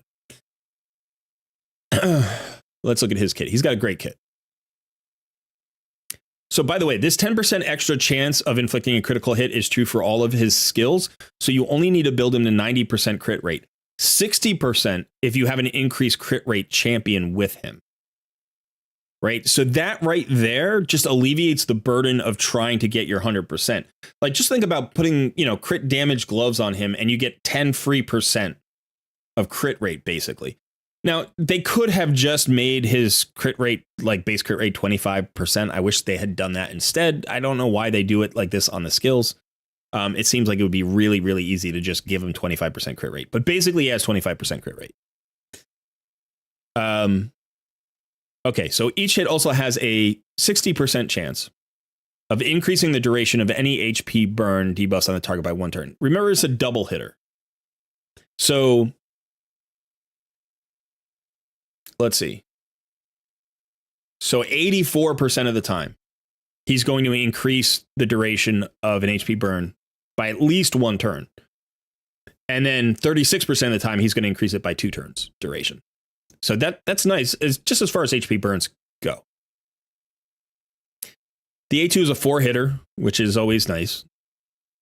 He places an increased attack buff on himself before attacking, so you don't need an increased attack champion. Again, it has the extra percent crit rate. Each hit also has a 100% chance when booked of instantly activating any HP burn debuffs on each target and decreasing the duration of those HP burn debuffs by 1 turn. So he activates the HP burns with each hit. 4-hitter. If you have 4 stacks of HP burns, you can fire off 4 HP burns simultaneously. Now, this is where the increased duration comes from. You need that increased duration, or you're going to waste some value here. By the way, his multipliers are good. So he's an HP-based champion who also does really good straight-up damage, kind of like Ninja does both. Although Ninja's, anyway, it doesn't matter. Fills his champion's turn meter by 30% if 3 or more HP burn debuffs are activated during the attack. So if you have at least 3 stacks, he gets 30% turn meter fill. So he's going to be moving pretty fast. Now his A3 is an AoE. Again, that extra 10% crit chance. 100% chance of placing the HP burn and block debuffs for 2 turns on a 3-turn cooldown. So he gets that 2-turn duration immediately on the HP burns. Also places a decreased speed debuff on targets whose turn meter is higher than 50%. I wish it weren't conditional. It is. Block debuffs is a nice addition here. I don't know how critical that is to his kit. Obviously, that is useful in boss fights more than in like PvP, where you probably wouldn't use him anyway. You could. He hits hard enough to be a PvP nuker, but generally you're going to build him for the accuracy, right? Because you want to land the HP burns and the debuffs and stuff. And then he's got this passive. which is really nice. It's really nice. It's kind of a crazy good passive. Whenever this champion receives a hard CC, any hard CC, including Petrification, including Provoke, including Fear and True Fear, which aren't even hard CCs, he instantly removes it. Okay, there is a 4-turn cooldown on this, but the first time, he just removes it. Then fully heals this champion and grants an extra turn. So he gets a full heal off the removal and an extra turn. So he's going to go next, and then he's going to be able to do this stuff. So really good kit. I mean, you can absolutely use him as a clan boss damage dealer. You could use him as an like a spider, stage 25 spider champion. He's void affinity, so you don't have to worry about weak hits. You can use him as an HP activation champion if you bring him in with another HP extender, HP burn extender, or somebody else who, lands like a 3-turn HP burn. There are a few champions who do that. Can pump damage. Ally attack in all battles, 33%. So, he's going to be rated pretty high everywhere, I imagine.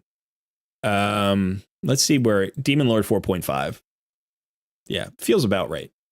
I think the tricky thing about his kit, the one tricky thing is getting these stacks of HP burns up high enough to get the maximum value out of this A2.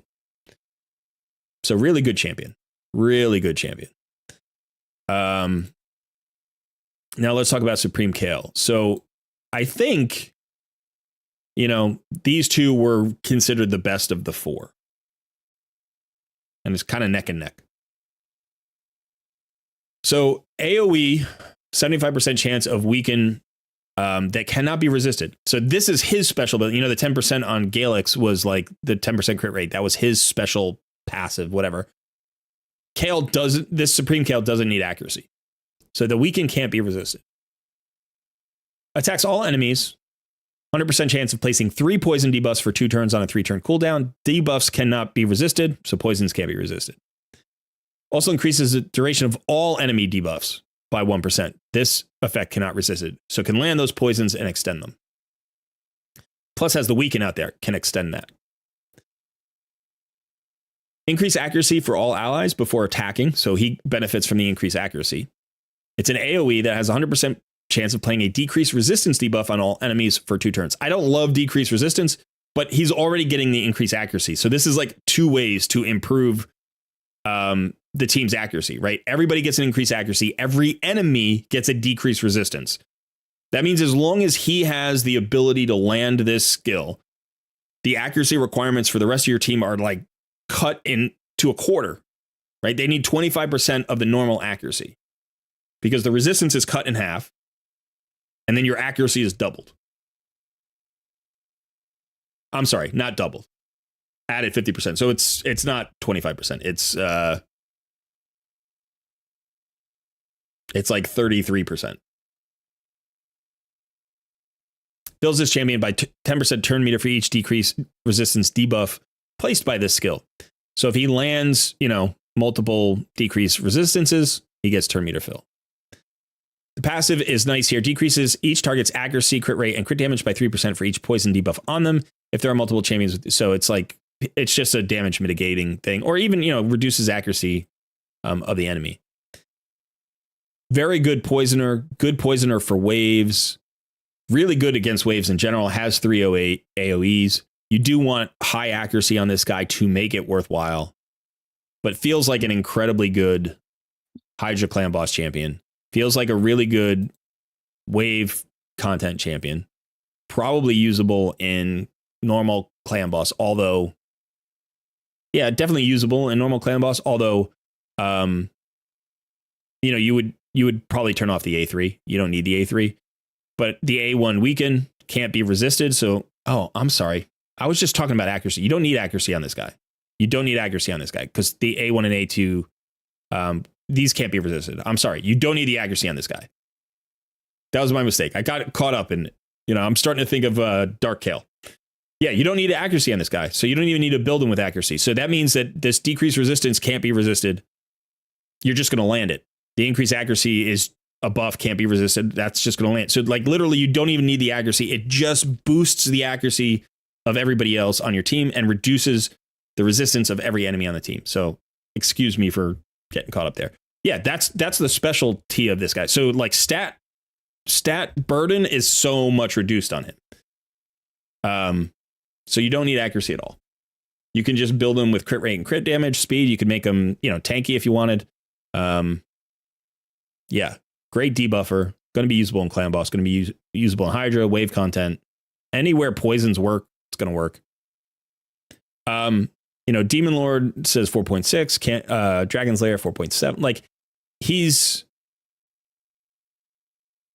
really not. I think the damage that you're going to get out of Supreme Galek is higher.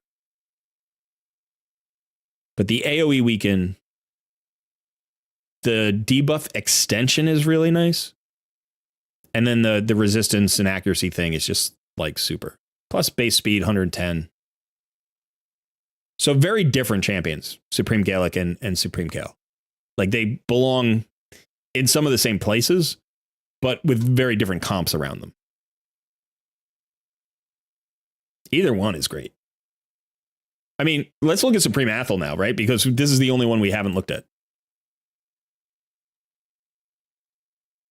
I wish they did more with her model.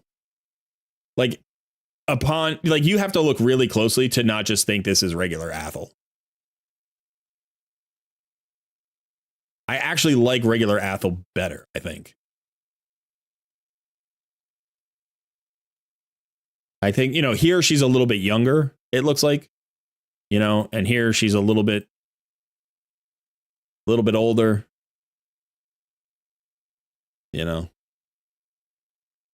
Still cool looking. But I wish they had done a little bit more with her model to make her look different. Let's look at her. So A1, if there are any enemies under a freeze debuff, also attacks them. Okay. Decreases the enemy's attack by 3% whenever this champion hits an enemy with this skill, stacks up to 30%. It's kind of interesting. That's not nearly as valuable as a decrease, like Newt's decreased defense, right? Like, but she'll hit harder over time. AoE ignores strengthened ally protection and unkillable buffs on enemies under a freeze debuff. Why conditional? I don't understand why that's conditional. Then has a 100% chance of placing. Then has the chance of placing a freeze debuff. So it's 100% AoE freeze from a void champion. That's not bad. I shouldn't get too caught up with the other stuff. It also ignores unkillable, which is like potentially, right? But this is the skill that puts her freeze out, which is weird. Increase crit rate and attack and a shield buff on this champion, then grants an extra turn. The value of the shield is proportional to this champion's attack. I don't know why the shield is even up. I don't know what that matters. Has a 15% chance of placing a freeze debuff on attackers for one turn while under a shield buff. Okay. Has a 35% chance, 50% chance placing a freeze debuff on all enemies for one turn whenever a shield buff on this champion is removed by damage. That's actually decent. 50% chance of an AoE freeze when her shield gets removed. So they're trying to make the shield mean something. Attack in arena battles by 35%, which is a nice number. Definitely the worst kit. Like, definitely the worst kit. I like Dark Elhain, Supreme Elhain's kit better.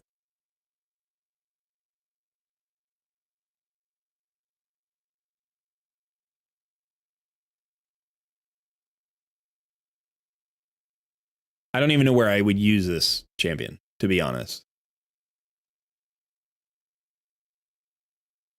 Just wave content. The only real use I can think of is Doom Tower. Probably some Doom Tower bosses.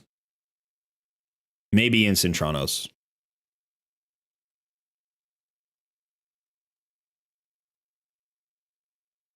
But yeah. I think the weakest of the four, which is unfortunate. I love Athel. I think she's like the coolest character. But it's really interesting to me because if you look at the 4-starter champions, just like the rare forms of the 4-starter champions, I think Athel is really cool looking. I like this model. I really like this character model. I like the aesthetic here. She looks badass.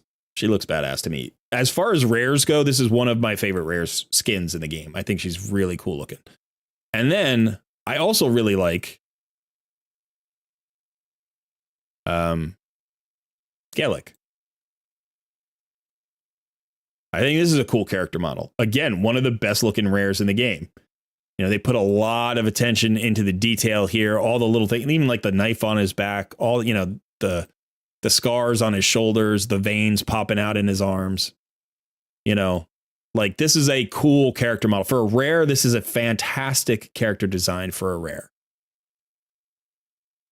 And those are widely considered the two weaker starter champions. Sometimes Athel and Elhain are, you know, swapped depending. It's like, but then if you look at Elhain, like this is a pretty lame character model in comparison.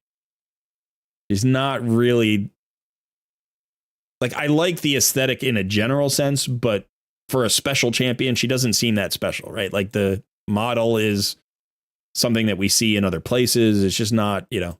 And then you look at Kael, and this is my least favorite starter like look. I do not like the look of this guy at all. I think they come close, but I think the face and the hair let it down. I mean, you know, it's a little bit like it's probably maybe it's better than Elhain's in some ways, but I don't like his character model very much. It's like, but this is clearly the strongest of the starter champions, you know? So it's like, all right. You know, but then when we look at the Supreme versions, like this is a cool character model. This is way, way cooler, right? This is so much cooler. And then you go back to, you know, Athel, Supreme Athel, who I think is the coolest looking starter champion. And she's the lamest Supreme version. Like, it's not a bad character model. She looks like a moderately cool epic. You know, she looks like a moderately cool epic. I mean, right in this faction, there's you know, you get like she's maybe she's not. I don't even think she's on par with like Godseeker and Eerie. You know, I mean, this is a pretty lame epic model. But you know, like this is a cool character model, much more interesting.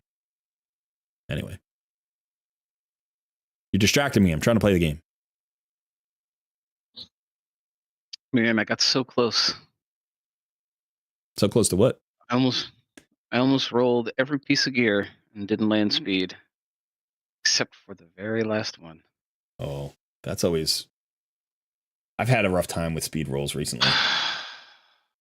When I say recently, it's been like 2 months. Yeah.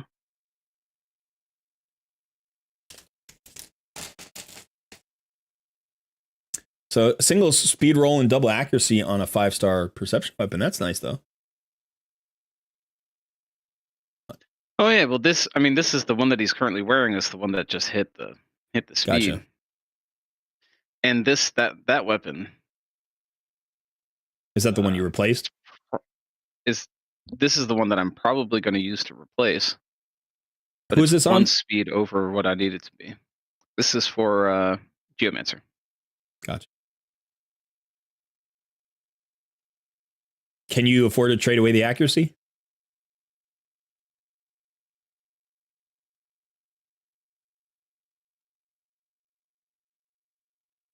He's got 257.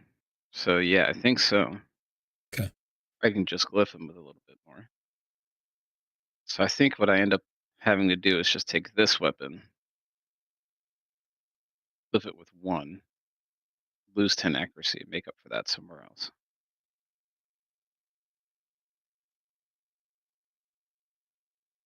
At least there's a solution, I think.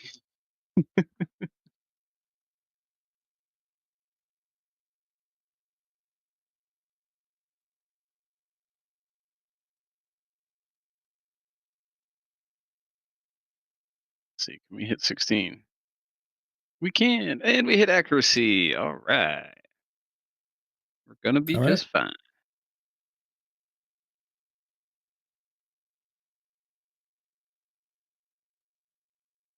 Wife says, if they ever rework early game, I want a starter for every faction.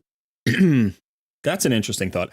I always thought they should have a starter in each alliance. You know, so one for the Talarians, one for the whatever, you know. Like, I thought that's how it should go. But you got to remember, early on, they didn't even have the fourth group of factions, right? Is there any reason to build a second allure? Sure. Depends on where you are in the game, but double allure can be incredibly powerful. It can be a solution that you can basically solve turn meter control boss. Like any boss that can be turn meter controlled, double allure can solve, basically. So, you know, it can be really great for Dark Fae. It can be really great for Fire Knight. It can be really great for... it's not great for Spider. And that is a turn meter control boss because it's a random hit, so it doesn't work so well there. It can be good against waves. You know, it's good in Doom Tower. There's definitely a reason to build a second allure. I don't know how high the priority would be, but she is one of the epics in the game that it's worth having 2 copies of.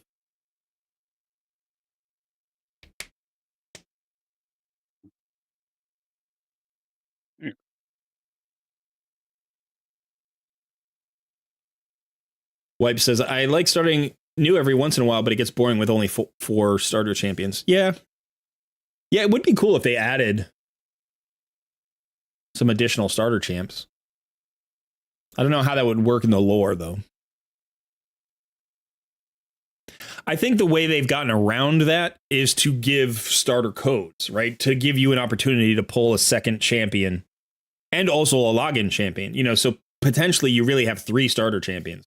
You have your rare starter, you have whatever code you use for the second champion, and then you've got, you know, the free login reward champion as a third champion. So I don't know that they're going to feel the need to change that mechanic anytime soon.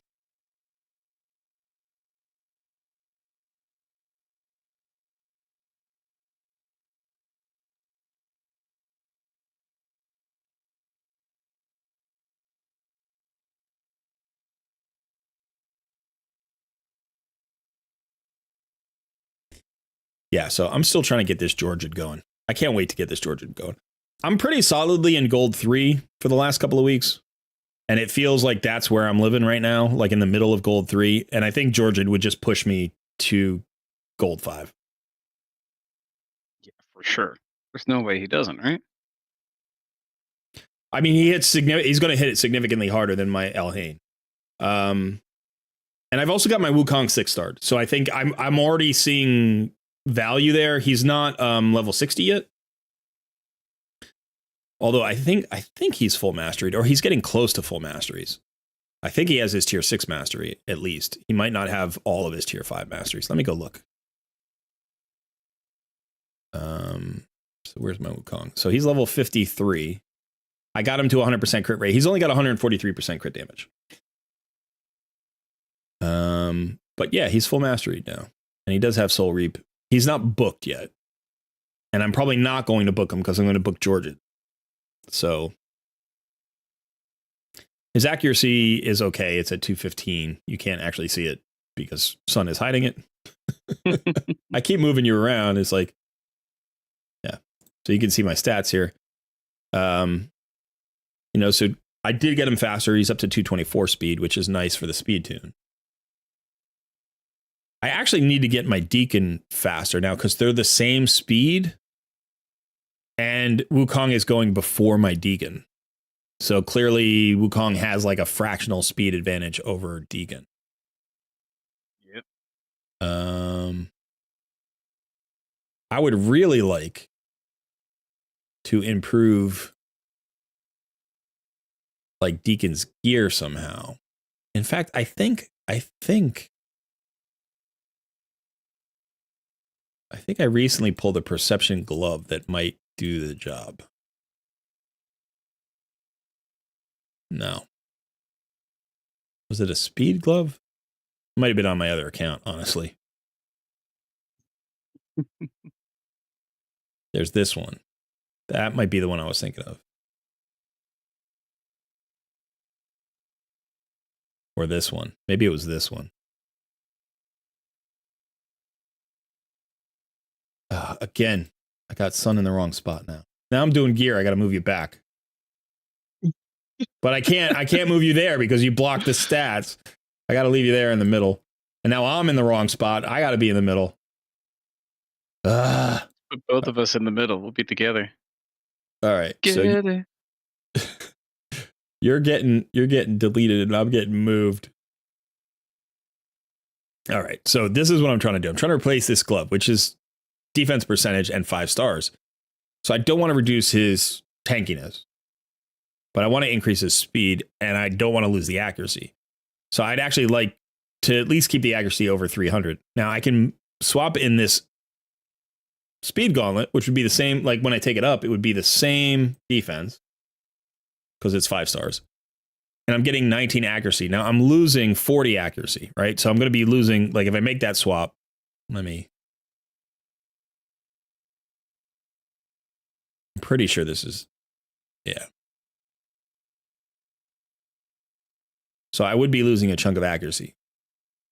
Now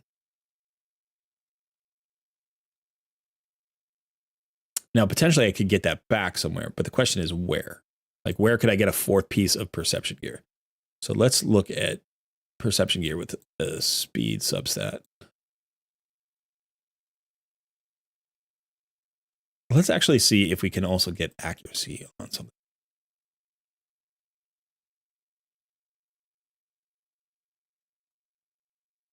So that's not going to happen. But there are some, there are some good pieces here.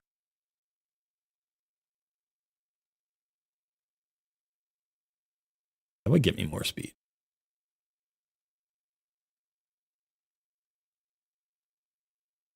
So it looks like if the 5-star gear, if I roll into this piece is pretty good. Let me see if I can roll into some speed rolls here.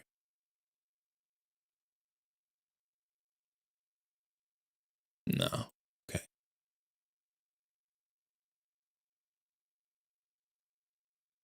There's one. Let's get a double speed roll here. Double crit rate roll. That could be good for somebody. It'd be good for Wukong.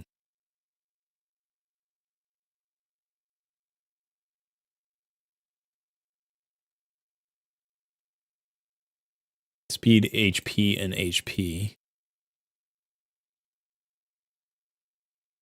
Again, I need at least a double speed roll.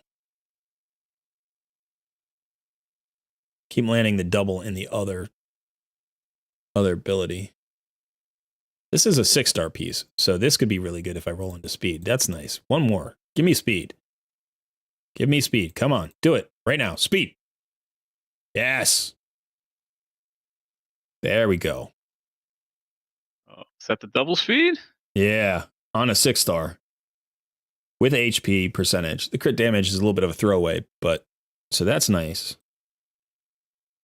Okay. Double up.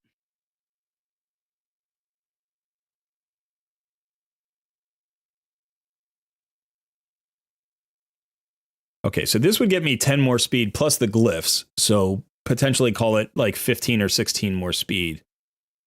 And I can glyph close to the same accuracy. So I'm going to be losing 5 to 8 accuracy for a pickup of about 15 speed. The defense should end up being the same. Picked up a little HP, lost a little attack. Crit rate, crit damage stayed the same. Resistance stayed the same. This is a real minor improvement, but because of the speed tune, like this becomes significant. So let's go ahead and take this up. 800k, that's not too bad. HP percentage is really nice. Let's take this up. If we land in accuracy here, this is a huge win. Ooh, that was rough. 1.6 million, 1.5. Crit rate. Nah, it's too bad. Okay, and then let's just lift these out. Oh man, 100% crit rate Deacon? Carrying teams. Got him on his back. He carries without the damage, but you're right. That would be crazy.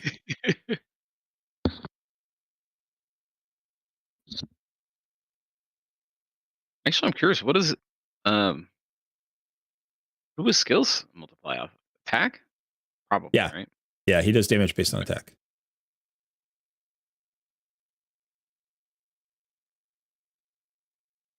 All right, so let's see the final change.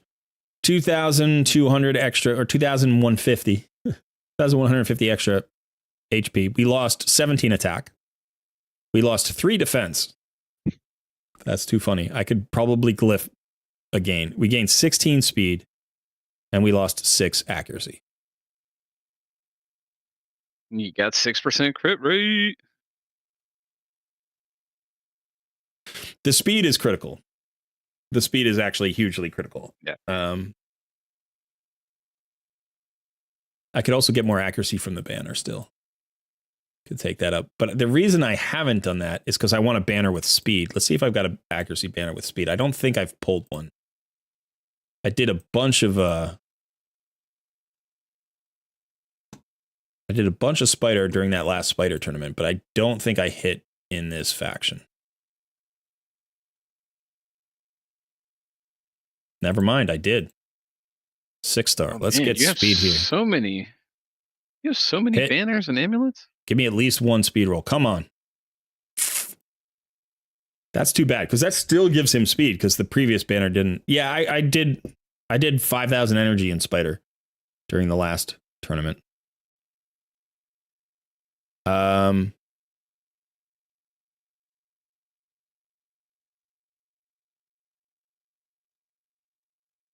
Yeah, but 90% of the gear doesn't even hit my vault anymore.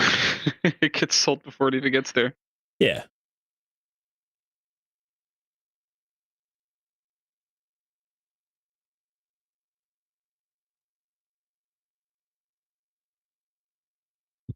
All right, so that would give us another 3,000 HP. We would lose 117 defense. Get 6 speed and 12 accuracy out of it. That's a really I wish that had landed into speed. Let's roll this one up and see if this one lands into speed.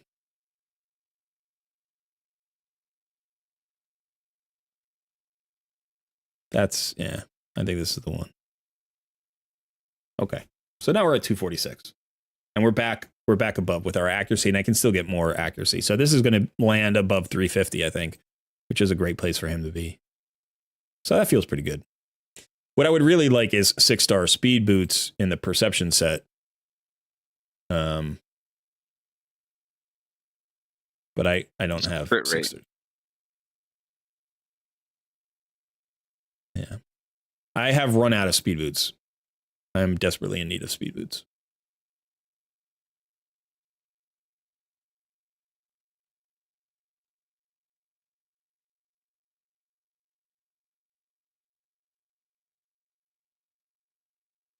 He's built.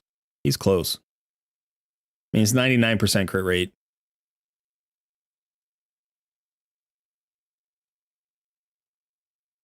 What I need here is like an attack percentage chess piece in a different set that like triple rolls into crit rate, so I can get him out of the crit rate set. Like crit damage would be great. And if I could get a chess piece that had attack percentage with crit rate and enough of it, because I had to go for this build because I can't get 100% crit rate on him with, you know. He does have decent crit damage at 191. And he's going to get more damage when I get him to his Helm Smasher. That's what I'm trying to finish that off.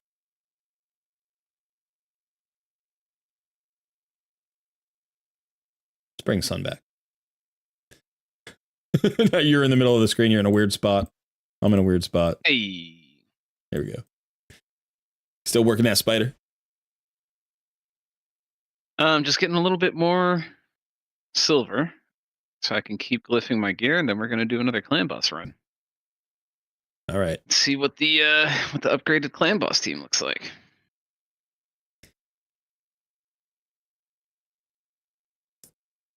Mr. T2 Sugar says, Cole, can you look at Tremeria? I want to like, but I just can't do it. Tremeria.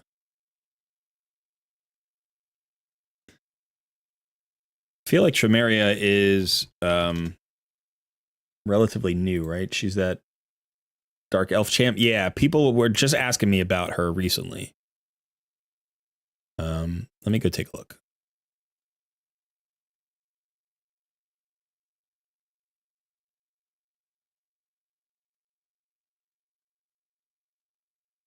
Now you can stick around for this one, son. We just need to put you in the other corner. Yeah, put me in my corner. We got to do better in 2024 with this. Right we got to where I set wanna something be. up. We got to set something up. This is ridiculous. We got to figure out a better system. I don't know how to do this without there's no good way. Just the way that the screens are set up, there's no good way. But okay, You can do it. from a base stat perspective, she looks fast and tanky. She's got 50 resistance, which is really nice. So I like her base stats. She's a support-based champion. Great. Let me shrink down son a little bit more. There we go.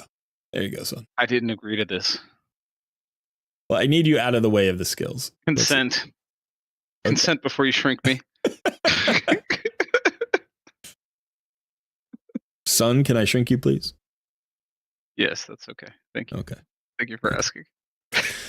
The A1, 50% chance of placing a speed debuff AoE. Those just irk me. I know it's an A1, so 50% chance is pretty good, but has a 50% chance of placing a fear debuff for enemies with 20% or less turn meter.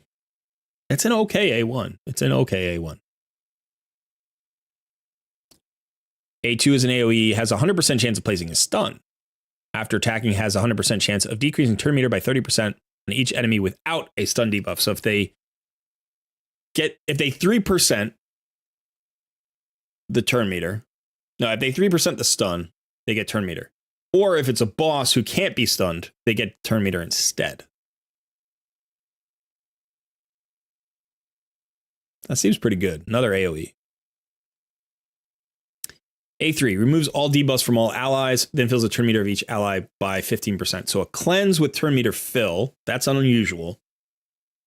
Fills the turn meter of each ally a further 10% for each each CC removed. Fills the turn meter of each ally a further 5% for any other debuff removed.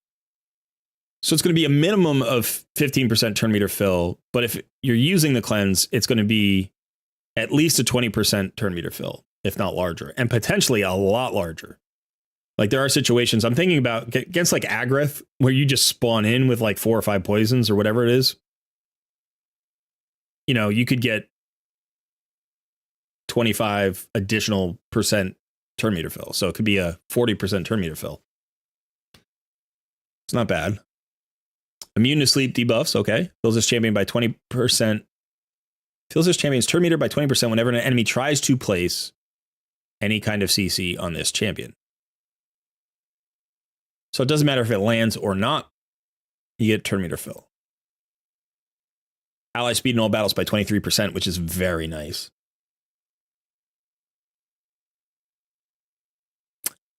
I like her.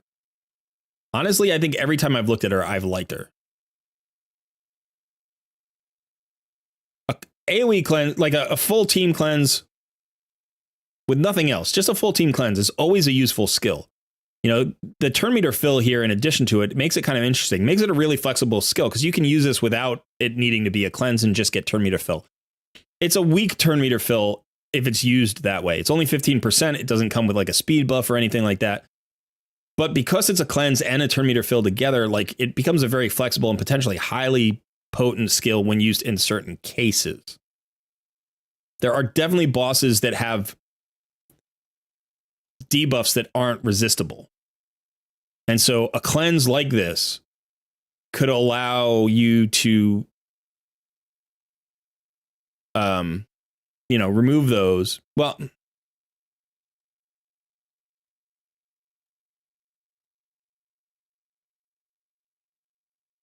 Yeah, there are also skills that are resistible, but like building a high resist team might not be as easy as building her with high resistance. Right? She's got 50 base resistance. Just build her in high resistance, and you know, she's your cleanser. That's how you build a cleanser. So that feels good. The AoE stun is interesting because to have a cleanser that has like AoE debuffs means now your cleanser has to have accuracy, which is a little tricky. You know, so it might be the kind of thing where it's more like, no, I don't even know. She might be one of those champions you kind of have to build one way or the other way, unless you have just god tier gear. But you know, if you think about like she's naturally tanky, so if you focus on say speed resist, like say resistance first, speed next, and then accuracy third, you're going to be able to get accuracy for most normal levels of stuff. Like maybe not Cintranos, right? Maybe not a couple of those things. Maybe not like high-end arena. You could also mess around, put her in a stun set. She's got 2 AoE. I like her. I think she's really versatile. She doesn't feel like a specialist. She just feels like a really versatile champion that brings stuff that you need. Great for wave content. It's got an AoE slow, has an AoE fear or whatever, you know, maybe. Has AoE stuns, has decreased turn meter, has turn meter fill and a cleanse, and then has an ally speed in all battles of 23%. Yeah, I think you could use her almost anywhere except Clan Boss. She doesn't make any sense in Clan Boss. She doesn't make a ton of sense in Hydra. She could be used in Hydra. She makes more sense in Hydra than in regular Clan Boss. She does have the cleanse. And here she gets fills of turn meter of each ally by a further percent for fear. Like, plus she's immune to, no, she gets turn meter fill when she's feared. So I'm trying to think of how she would interact with the, what is the head of despair or whatever it is that puts the fears on you? Torment? The torment? Yeah, I think it's torment. I don't know. Interesting. I think there's a lot to like, Rating attack on this. but it's also a little bit complicated. I forgot you were up there, son. I'm just making stupid decisions over here, so don't mind me. I'm not here actually. Yeah, I like her kit. I think I'm going. Go ahead. I was gonna say I'm going through, and I'm. This is the first time I'm ever like fully glyphing champions. And it's because I'm just trying to get the most out of my clan boss team, and I'm like, oh, there's a stat must glyph. And I'm going through and I'm glyphing my Taragi, and I realize halfway through, I'm like, why am I glyphing attack percent on this guy? I'm 99% certain nothing he does has anything to do with attack. Right. And I go and look, and yeah, he's all HP based, so there's absolutely no reason for me to use those glyphs on him. So I'm about to throw in, like, I don't know, 10, 15 glyphs in the trash just for funsies, I guess. I do that sometimes because that gear might be swapped to somebody else, and I want it glyphed. Yeah. Sometimes I do that just because it's like, all right, I don't put a big glyph on it, but I put a glyph on it. Sometimes I glyph stuff like that when I do like the quest, you know, I don't know if it's an advanced quest. I think it might be an advanced quest where you have to use 3 glyphs, or it might be a daily quest. You have to use 3 glyphs. So like sometimes I do that with just attack. I have hundreds of extra attack glyphs, you know, because realistically it's the least usable glyph. It's the least important glyph, you know, on your roster. Like you know, everything else is more important than attack. Except for the few champions where you need the attack, you know, and that's the most important glyph. Or, you know, one of the most important glyphs. So yeah, it's not a waste. Like you're gonna have extra attack glyphs. That's a good point. Tonk says no one puts Sun in the corner. You gosh darn right. I put Sun in the corner all the time.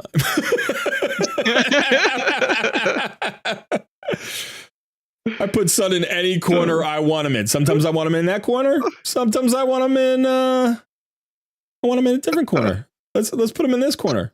You know what? I'll put him up in this corner. Let's put him in that corner. He doesn't get it in that corner very often. Let's shrink him down. This is my corner. There you go. I got sun in the corner all day long. Yeah. And every corner I'm in is the Geo corner. Oh man. The favorite corner. I prefer this screen so much. Like I would much rather be here because you're typically doing something and I'm typically not. And this way we're both in corners. But yeah, that's a good point. Yeah. This screen is always a little bit more frustrating to me because it's like you're blocking something on my screen anyway. So like this is more of the default screen. But you don't know all the time when I switch it. So it's like sometimes you're not doing it. You're like, I know switch to this screen and you'll be like, I'm going to go get coffee. And you literally, I was like, all right, well then now I'm staring at a blank screen. It's not doing anything. Well, yeah, that's true. These glyphs are starting to run low. I don't like it.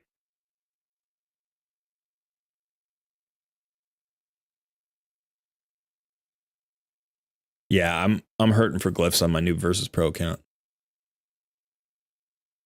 Despite constantly running faction glyphs. I've gotten like the 10s and 20s. But that just it feels low. It's not really, I'm not low on glyphs. I'm low on speed glyphs.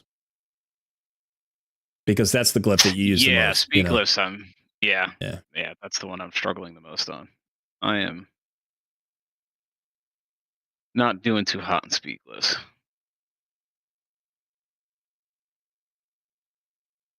Is that everybody? That's gotta be everybody. Now the question is do I also ascend their gear? That is something I've been trying to figure out. For ascensions, it's going to be weird because if you're talking about a speed tuned team, then you don't want to ascend their boots because you can get extra speed on their boots. Right. I figured that out last night. Yeah. It was Brogny. I was like, oh, I'm ascending gear. I'll ascend his boots, and then it hit the speed, and it almost blew my entire speed tune out of the water. Yeah. So thankfully, that's the one speed I had to play with in the tune. Oh, that's good. Yeah. The way I generally do it is I focus on speed boots first, and if I hit speed, like I want to max that out. Like just take it all the way up if you can. And that way you can factor it into any rebuilds, right? Because speed is so incredibly valuable if you can get, that extra speed. So like sometimes I don't have the oils or whatever, not the whatever it is, to max it out all the way. But if you hit on speed, usually just take it as far as you can. If you're doing like a clan boss tune, then I might focus on like the particular piece that's the most valuable. So like a lot of times that's chest piece. It could be the gauntlet. It could be one of the top 3 pieces. Sometimes that's totally fine. Like it could be that. But generally it's going to be the chest piece or the gauntlet, Crit damage. Ugh. Yeah. That couldn't have been worse. You're gonna miss a lot more often than you hit, but you just have to think of it as free stats. It's just free stats. Who cares? Yeah. Whatever it is, it's free stats. I mean, technically it's not free, but it's stats you didn't have. So that's, that's not a bad one at all. Like you don't necessarily need it, but it's like defense percentage chest piece, HP percentage ascension. That's solid, Come on, take your stats for resistance. Unfortunate. At least for the clan boss team.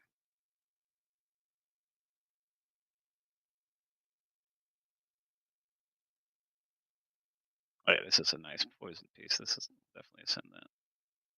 Double speed. Nice. Flat HP. We take those.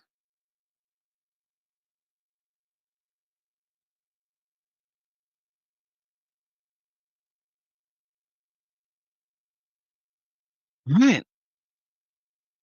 Anything else you think I should upgrade before I try to run it down on clan boss here? Nope. Everybody's glyphed. Yeah, do it. We upgrade the gloves too. Hey, defense gloves with the defense. That's great. And a double speed roll. You're gonna have those gloves for a long time. Yeah, double speed roll, crit rate. Attack percent is, it's not bad. This roll. And so for the top pieces, when you ascend those, they can only go into flat stats, I take it? Is that I what don't happens remember. Yeah, I don't remember.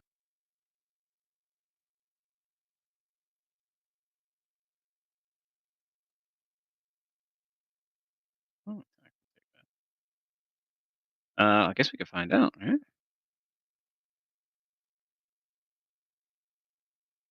Yeah. I'm imagining it's only flat stats. Yeah, looks like that's going to be the case. Okay. All right, let's do a clan boss run. Let's see what we do.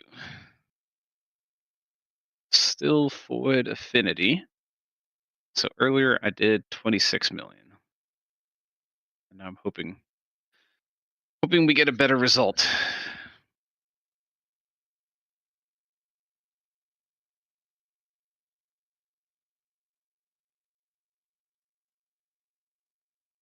You did 36, is that what you said? 26 26. earlier today.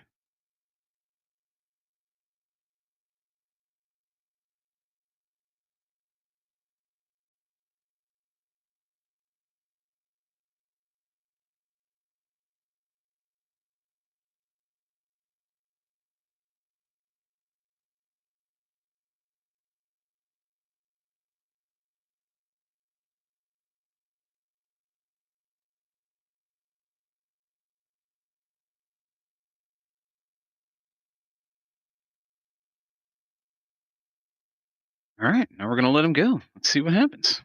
Good luck. The best of luck.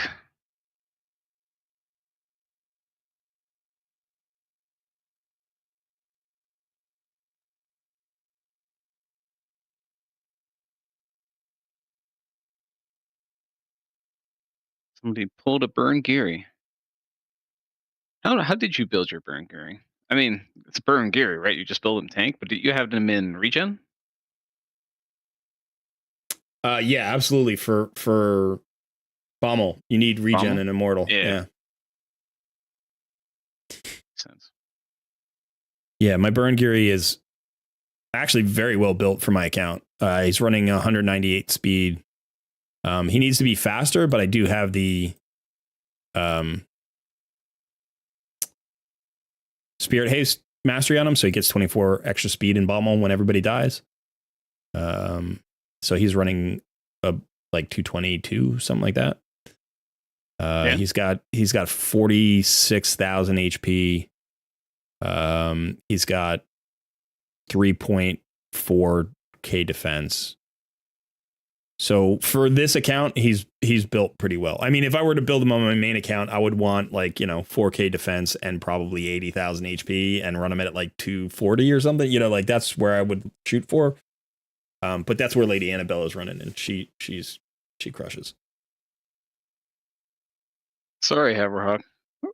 I've got a nice chair on a swivel, man. It's, Haverhawk in the chat said, "Stop moving. You're making me dizzy." I can try. I make no promises.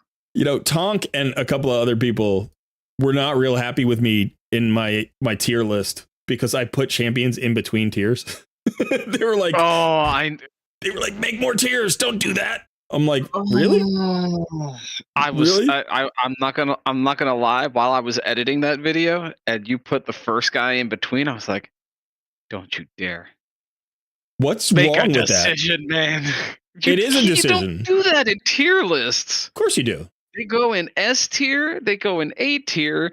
They do not go in the middle of S tier and A tier. Why not? You make the hard call. That's the je ne sais quoi. That's the you gotta, that's where the controversy is like, I really think he's super close to an S tier, but because of this reason he's an A tier. Yeah. I was gonna say something not so nice. I'm not trying to court controversy. I don't care about that. I'm trying to court controversy. I want to fight about it. I don't want to fight about it. I'm trying to inform people about it. I'm trying to say, there is inform what tier there are. There is a spectrum. There is a spectrum of quality, right? And a spectrum of usefulness. And it is not broken up into 5 chunks. It's just not. It's not like this guy's 100% useful and this guy's 80% useful. It's not. It doesn't work that way, right? It's like there is a spectrum. So even within S tier, there are like low S tier champions, mid S tier champions, high S tier champions. Do you know what I mean? And so to create a tier list that doesn't account for some of that, to say this is an A tier champion, this is an S tier champion, but this champion falls somewhere in between. Yep.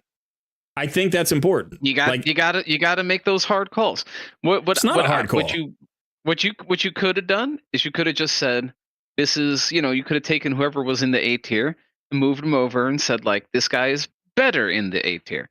But to have him in the middle, so you're doing the same thing, basically. What you're saying is there's an order in the A tier, and you're going to use it from left to right as opposed to up and down. The whole idea is that's perfectly acceptable. The top champion is the best having champion. Them in the middle, and then low champions. Having them in the middle makes me so sad. Okay, I'm going to do a poll on this. I think I'm going to do a poll on this right now. Put them in the middle of this is between S and A. No, you say they're either S, but they're on the low end of S, or they're A, but they're at the high end of A. That's how tier lists work. You got to make a call. Got to make the decision. I feel very strongly about this for some reason. I have zero investment. But I do remember thinking when that happened, I was like, oh no, please don't tell me there's going to be more like this. And then there were 3 more.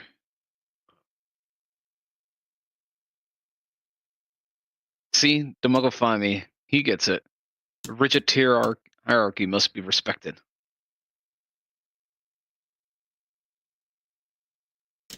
The middle feels like cheating, but I still appreciate the clarity.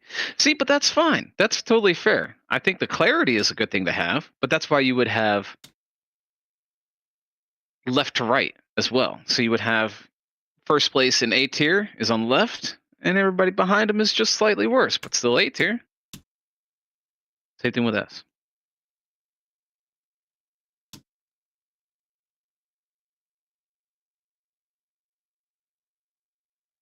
Happy New Year, Sam.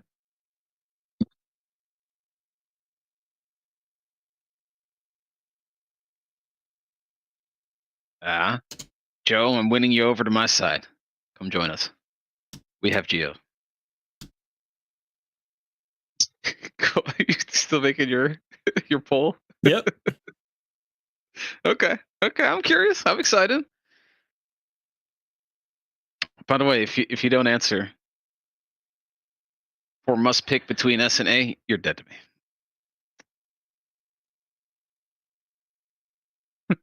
I'm poisoning the well.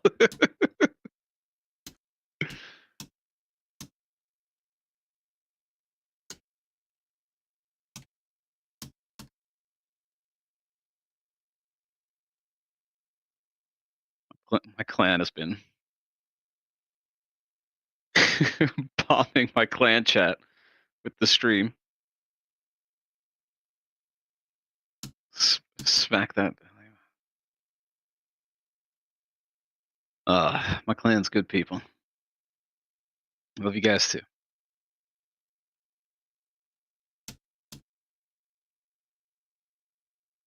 Okay, here's my poll. Okay, I got to go vote on this one. I got 4 options.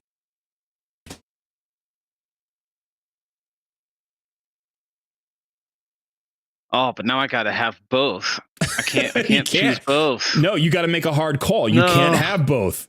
You can have one or the other. You can't be in between. I made a hard call. I voted where my heart lies, Make a hard call, 1 tier only.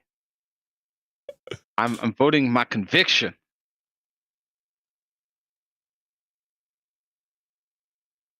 Claim I was just trying to one-shot my Brogni. That's not nice.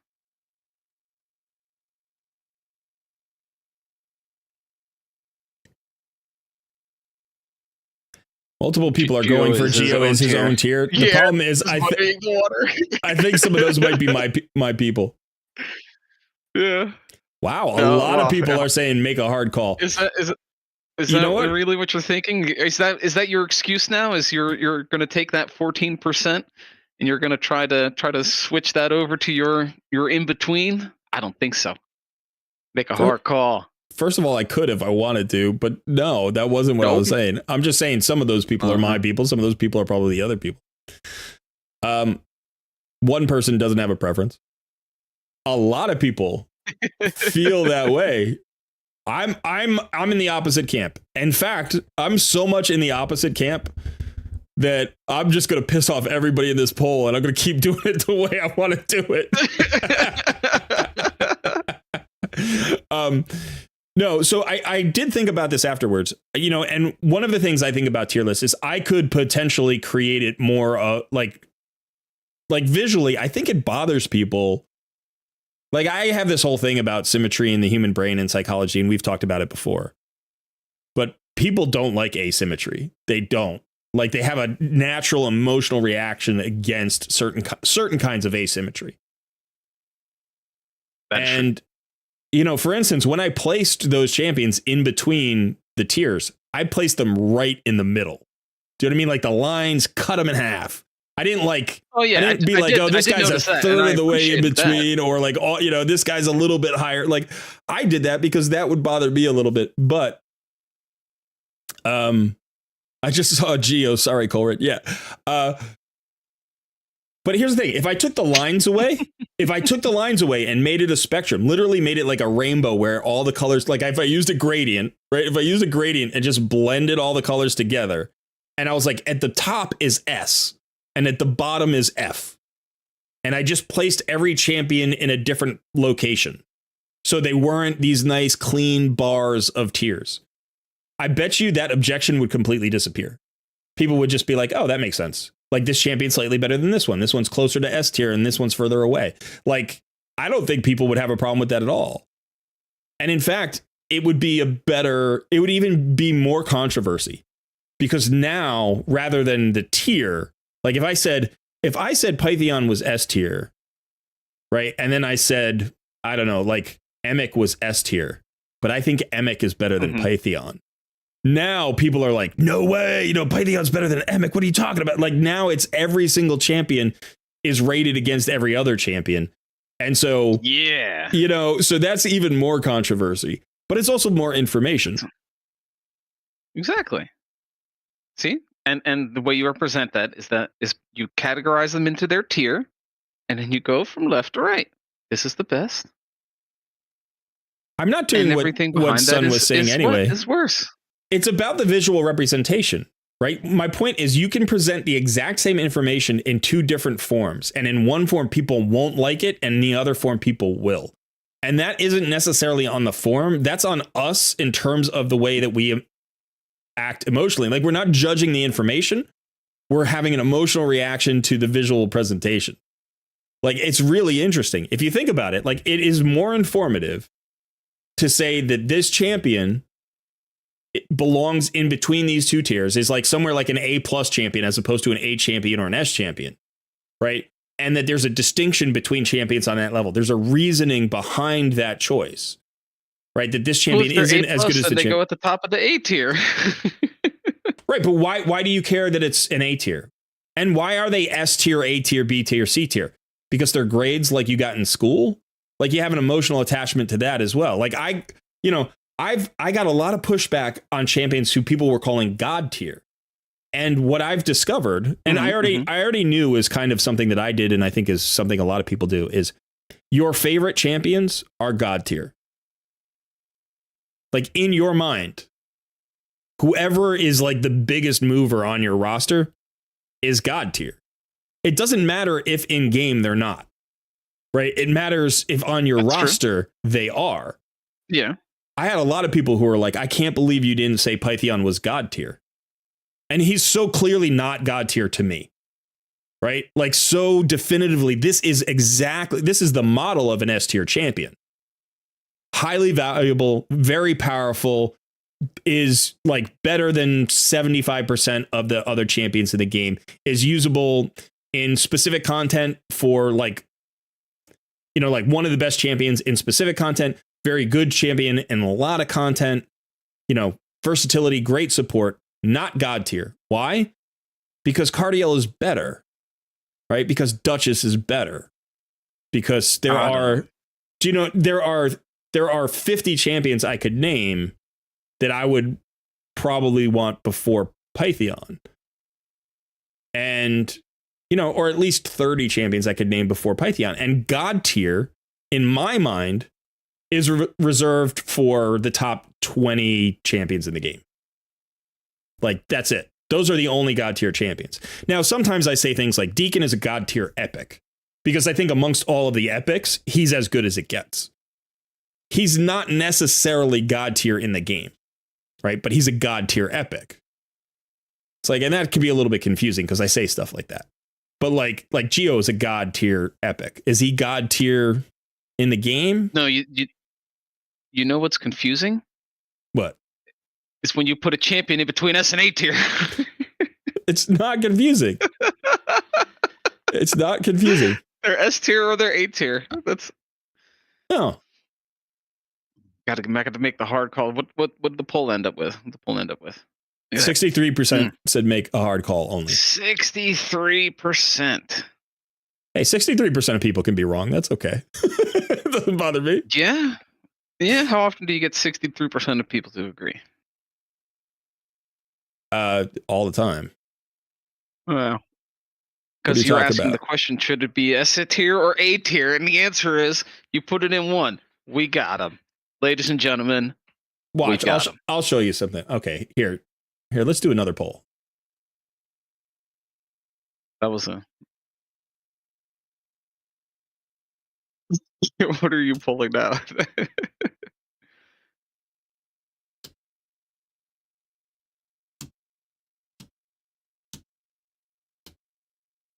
GDHC is trying to find the ban hammer. My ban hammer is swift and strong. You call Geo A tier. That's unacceptable around here.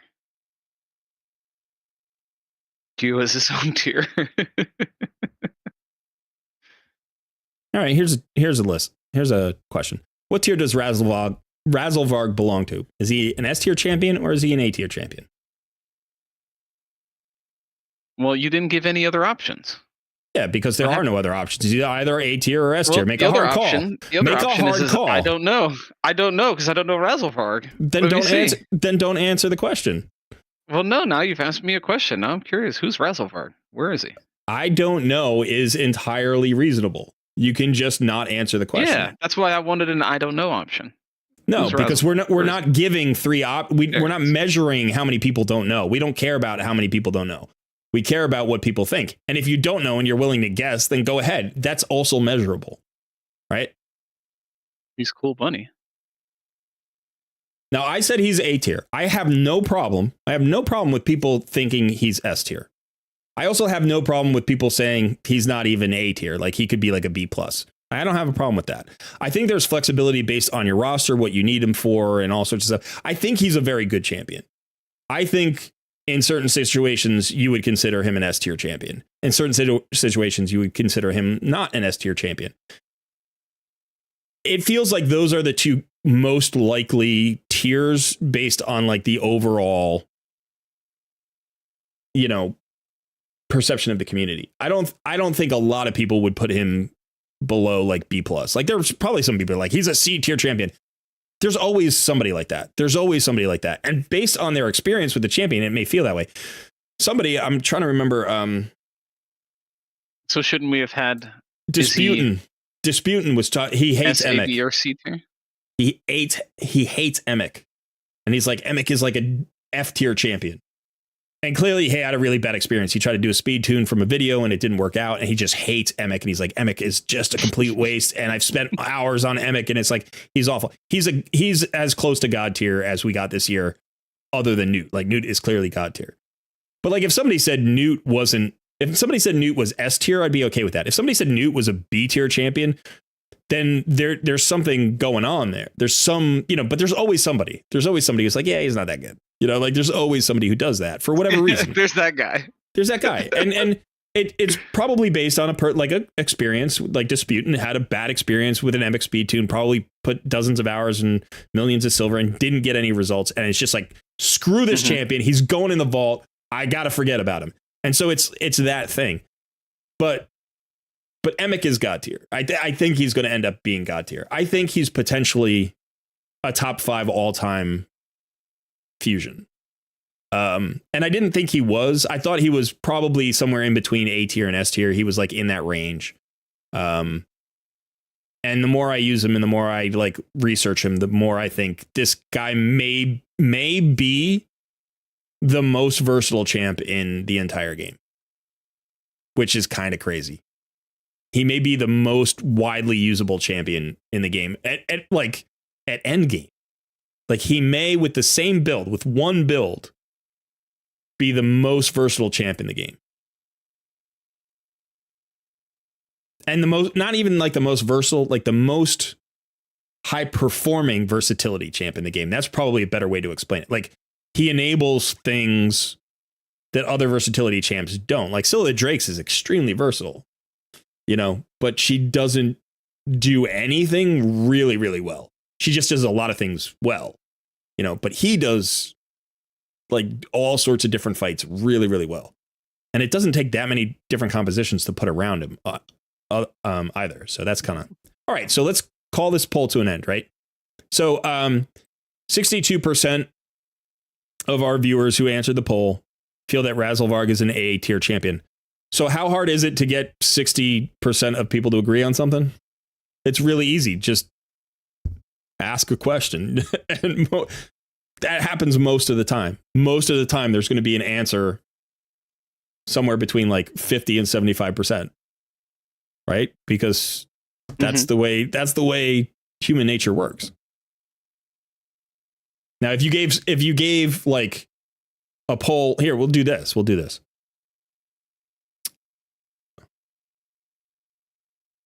You're trying to justify your bad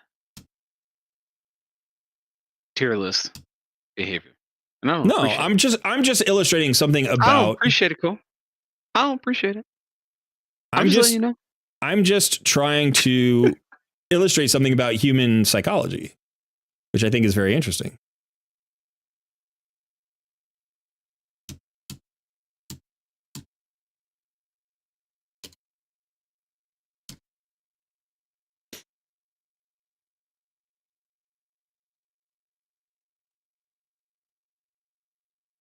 This poll is going to piss you off probably, and maybe some other people too. Okay.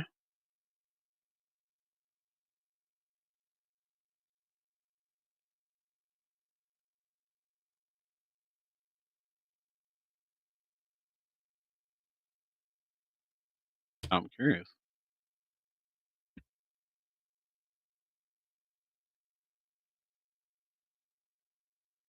Who was the second best fusion in 2023? Newt, Pythion, Emic, or anybody else?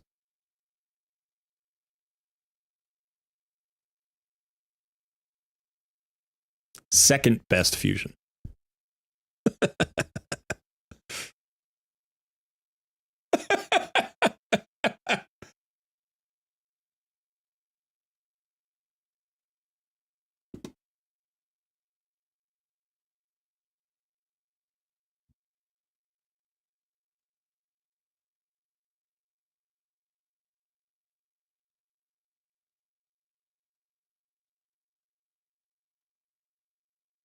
Wait, why would this piss anybody off?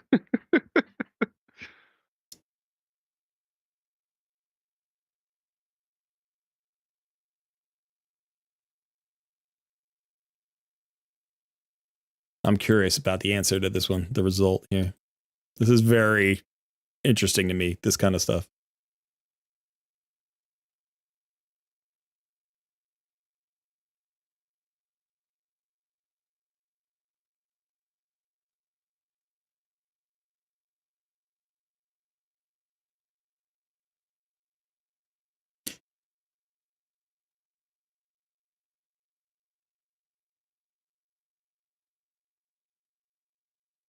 I'm gonna vote.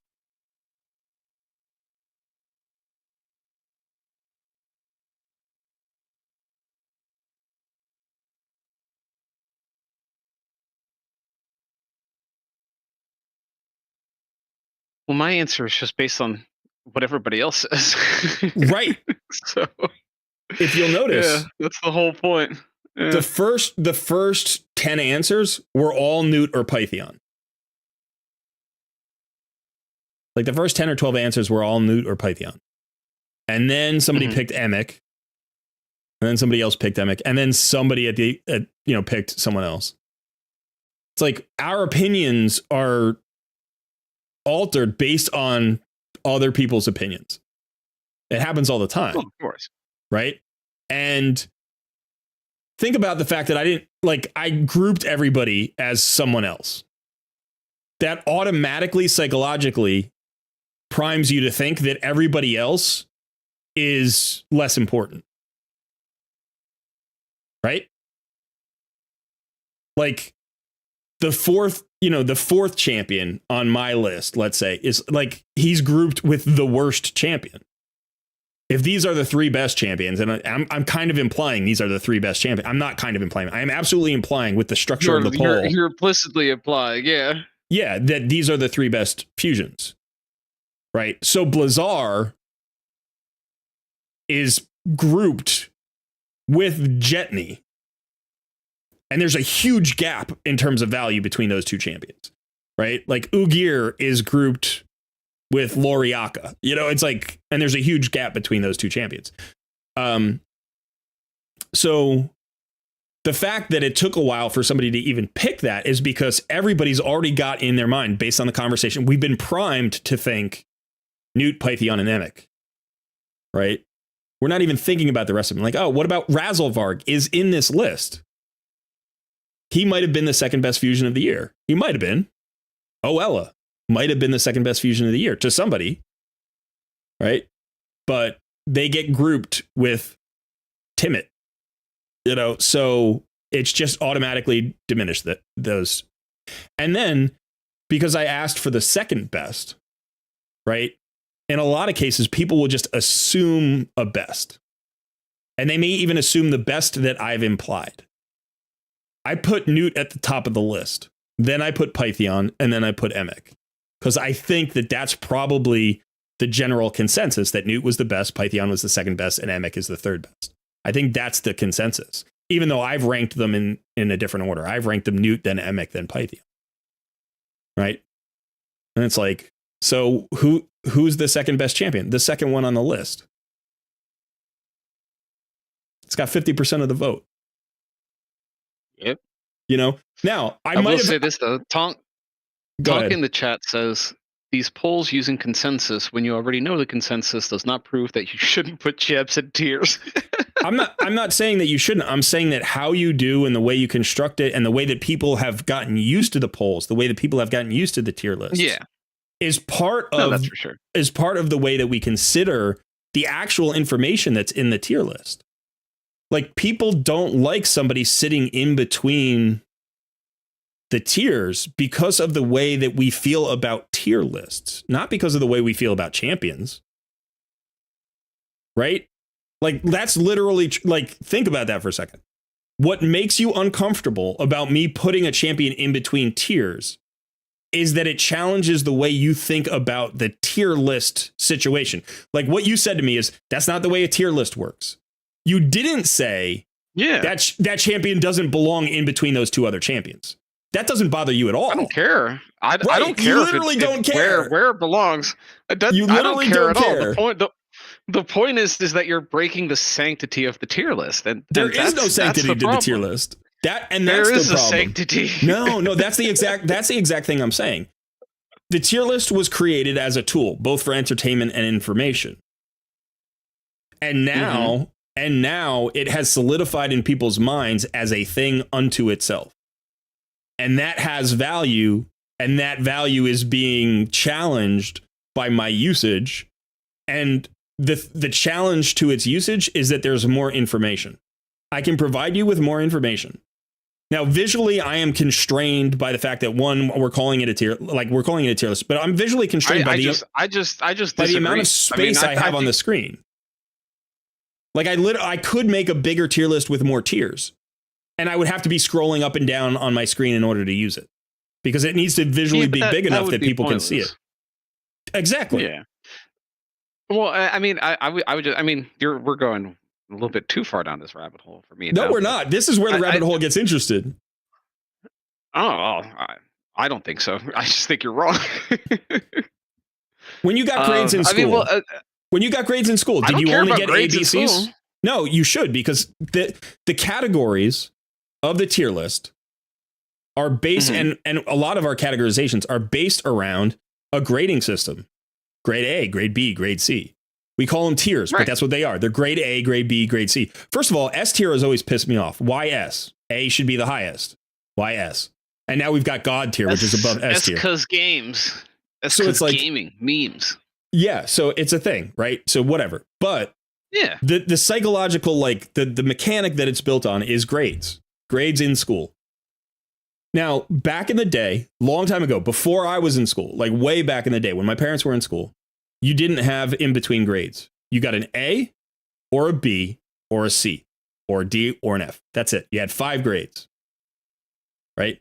Then they added pluses. They added pluses to the system, right? So, 30 years later, they added pluses to the system. Then you had an A plus, a B plus, a C plus, to distinguish the fact that like a 10 percentile block has a lot of variations in it, especially when you're talking about like ranking people against each other, which is what would happen. So for instance, you would apply to college and you'd be compared to other applicants, and you could have outperformed somebody but gotten the same grades. Like you're constantly getting 88s and they're constantly getting 81s, and those are both Bs.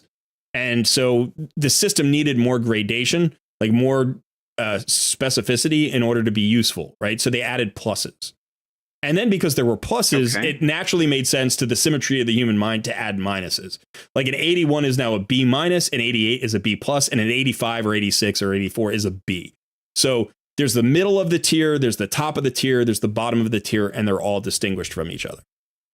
Right? And so now, instead of having 5 grades, we have 13 grades. We have A plus, A, B plus, that's 3. I'm sorry, A plus, A, and A minus. So we have 3 for A, 3 for B, 3 for C. We actually have 3 for D, which is 12, and now we have F. So we went from 5 to 13. And most people think that it's better. Like there are some downsides to it. It's not a perfect system, whatever. But it gives more information. It's more usable information. It's more fair information, right? And we're very comfortable with it. But tier lists started with 5 grades. And then they got 6 grades. Like we didn't even have a D and an F on this because nobody does that anymore. It's like, But so, when I was thinking about my tier list, I don't really like tier lists. I don't like doing tier lists because it's not enough information. What I was thinking about was doing like 4 different categories of tier list. So here is like progression champion, versatility, quality of specialization, and then overall grade. So if you're a niche champion, how good of a niche champion are you? If you are a versatility champion, how versatile are you? If you are a progression champion, or every champion should be rated as a progression champion, you could even do like an end game thing, and then you could do the overall rating. So what I could say is, for instance, with Bamboos is an A or S tier niche champion. I really need my soapbox emote right now. That would be more useful information. How would that not be more useful information? And if you, I don't care. I don't care about any of this when it comes to tier lists. Why? Because I don't care about human psychology at a tier list. The only thing I care about is it A tier, S tier, B tier, or C tier? You pick one, you put it in there. That's Now, not you actually what can you care be- about. Why are you lying? That's not That's all what I you care care about. about. No, no, That's it's all I not. care about. No, Yeah, that's it not is. what. That's absolutely not what you care about. I want the sanctity of my tier list to remain intact. Be honest. What do That's you all I actually care care about. about? Why do you care about me putting a champion in tier list or an S tier or A tier? Why do you care about a champion being placed in S tier or A tier? Because it has to be one or the other. No, it doesn't. It could be B tier or C tier. But can I? Yeah, well, right. But if But you why ask do you me even care? S or Why are A, you but even? If you Why ask are you me even S, A, or B, watching? or C, then it has to be one of them. Why are you even watching? Why do you care where I put the champions?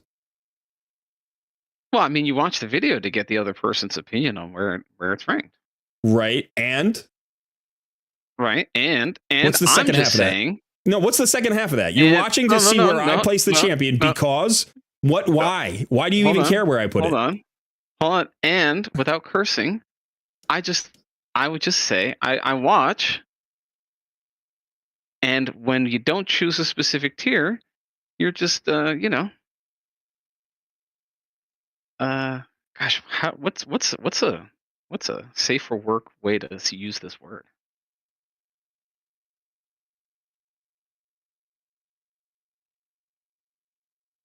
It's like you're stepping around the difficulty of putting them into tiers, right? By not choosing to put them in one tier. That's the way I see it. Okay. You're calling me a wuss. You're trying to call me a wuss? Oh, there you go. That's a great word. You're wussing out about it. That's the one. There's a term, something footing around. Yeah. You know, like you're stepping around the problem. You're just wussing out. You got. That's not a curse word when you say pussyfooting. You can say pussyfooting. That's not a. That's not a I bad can say word. pussyfooting. Yeah. Don't you pussyfooting around? Just put them in their tier.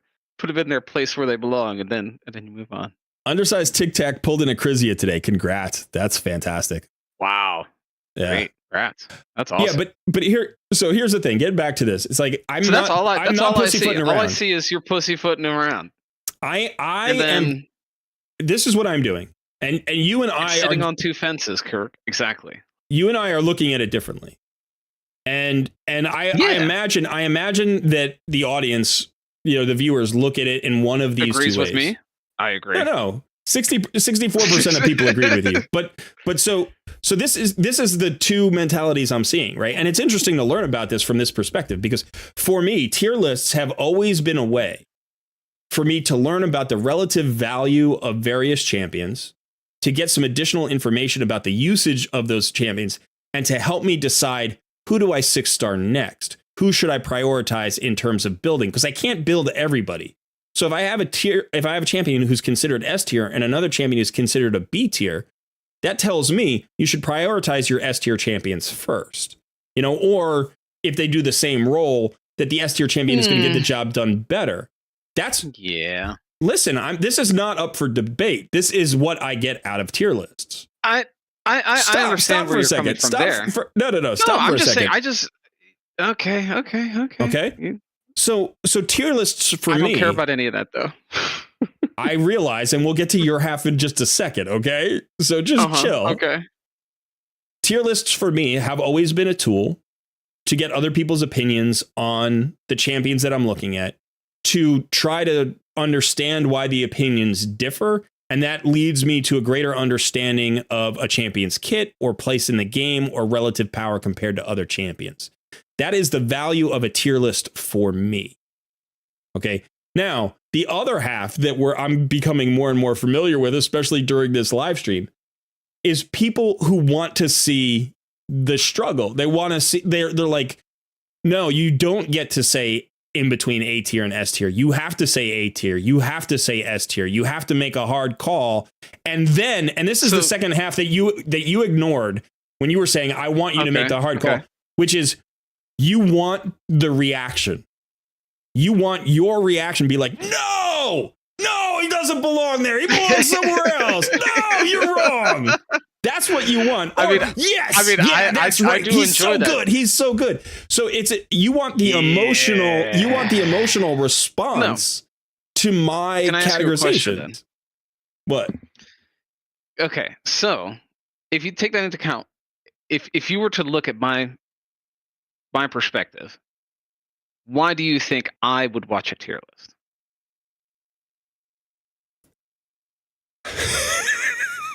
You opened yourself up there. I'm going to go the friendly route, and I'm going to say, why would you watch a tier list? Yeah, what's the only reason that I'm like, oh, that's a tier list, I'm going to go watch that? I think for you it's entertainment. It's purely entertainment. Yeah, I don't think it's information for you. I think it's entertainment. I give zero cares about the information. Yeah. I'm sitting here. It's 10 o'clock in the evening. I'm watching a tier list on fast food restaurants. I don't know how I got here. The YouTube rabbit hole has done its magic. And I'm sitting here and I'm like, man, you're right. Taco Bell is kind of mid. All right, what's the next one? Oh, you're trying some Mickey D's? How are them fries? They're good. A tier? Could be S tier. Like, that's all that's happening in my mind. Right? So when I'm thinking a tier list, I'm not sitting there like, out of these champions, this is going to be my next. I'm thinking, oh, Pythion, he's annoying. What does he put him at? A tier? Should be S tier. And that's it. That's all that's going on in my mind. Nothing else. So that's why, to me, the sanctity of the tier list, it must remain intact. You know, if somebody tells me Taco Bell is between an A and a B, I'm calling them out in the crap. All right, that's C tier. C tier at best. So here, Tonk saying something in chat. It says, Tonk says, but it's account specific. You could have 3 S tier nukers, and it would make more sense to 60 and A tier support before a 4th S tier nuker. And this is another problem with tier lists, right? Like, I've clearly said, and I say this all the time. I say this in almost like any video when I'm talking about the value of a champion. I say it's always roster specific. It's not just roster specific. It's also based on where you are in the game, when you pull the champion, and how you like to play. I value tanks.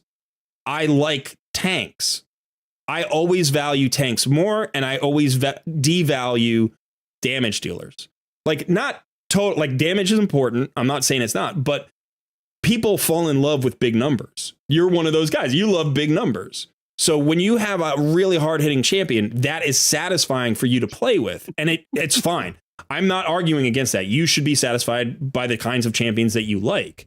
And so you might look at Supreme Elhain and be like, dude, this is an S tier nuker. She's sick.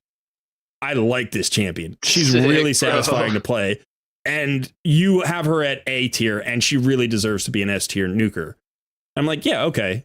That's fair. That's fair. And I put Islan up high, like in between A tier and S tier. And I'm like, this guy is an amazing champion. And a lot of people are like, dude, he's like C tier at best. And clearly it's because I value his kit more than other people do. Now, I can also get value out of I get value out of champions all the time that people tell me are not valuable. But people in my comments will be like, this champion's awful. And I'll be like, it clears Doom Tower hard for me. How is that not valuable? It might not be valuable on your account because you don't try that solution and you don't use it. You looked at that champion for 5 minutes and decided nope, and put him in the vault. And I looked at that champion for 5 minutes. I was like, I'm going to try this one out, and I cleared Dark Fae with it. You know, so it's like, it depends on what you're willing to try. And that's fair. And tier lists, even though I say that in all these videos, tier lists to a certain extent can't account for that. They just can't account for that. So like I've had comments where people are like, Bamboos is like S tier, that he's not a C tier champion.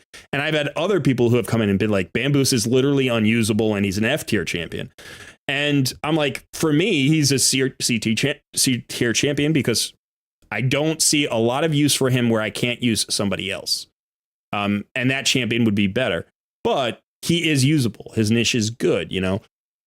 And again, it's all opinion. It's all based on our personal experiences. But like, you know, Tonk is saying you could also have 3 S tier nukers and then you needed A tier support before a 4th S tier nuker. When I'm talking about a tier list, I'm not talking, like in this tier list at least, all of the roles were represented. Right? So if I think about it this way, is Elhain an S tier arena nuker? I would say yes. I think she deserves that amount of recognition. I think she's that good. Is Newt as good an arena nuker? No, he's not. He's not. Can you use him in arena and get good results? Absolutely. He's strong enough for you to do well in arena with Newt. But Elhain is better for the arena. There is no way Elhain is a better champion than Newt. There's no, like, he's more versatile. He hits harder. He's the solution to serious problems, serious challenges in the game. He's one of the best champions in the entire game. And Elhain is not in the top 25, but she's an S tier nuker.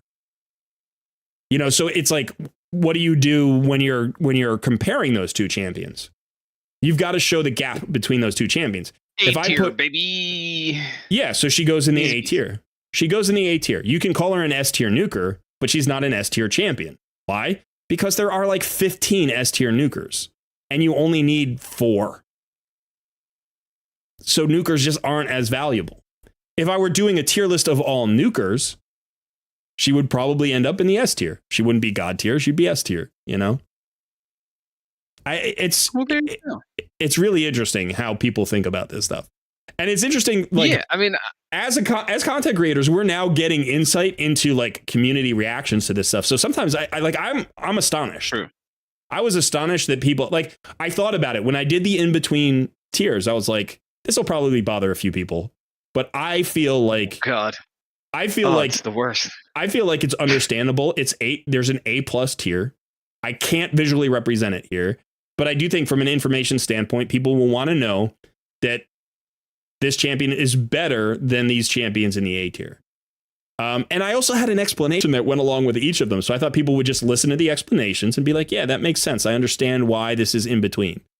And now I'm clearly getting, it's like, dude, stop messing with the tiers. Pick the lane. Yeah. I'm like, all right. Yeah, well, yeah, because I'm astonished that the reaction is that strong. Yeah, I mean, I do agree. Like, if you're saying, I want to give as much information as possible, I understand where you're going with there. But I just think, for me at least, the tier list is just not the place. Like, it's good that, like, if I had all of the information that you gave, you just didn't put them in the middle of a tier, we're good. Give me all that info. Pick a lane for my tiers. It's funny because we're getting a bunch of responses where people are talking about all these champions, Nikki says, no, who was it?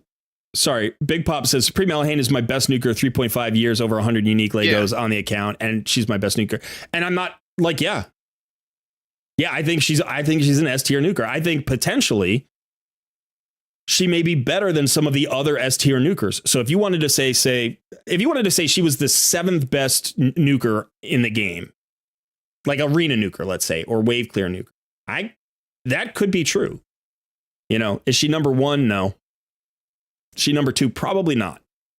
But once you get to 3, 4, 5, you're splitting hairs. And also, how many people have her? How many people have her and have built her and run her? Because, like, if you already had, let's say when Supreme Elhain came out, or when you pulled her, doesn't matter if you got her through the fusion or not. Let's say you had, like me, I had Genbo, Trainda, Ragash.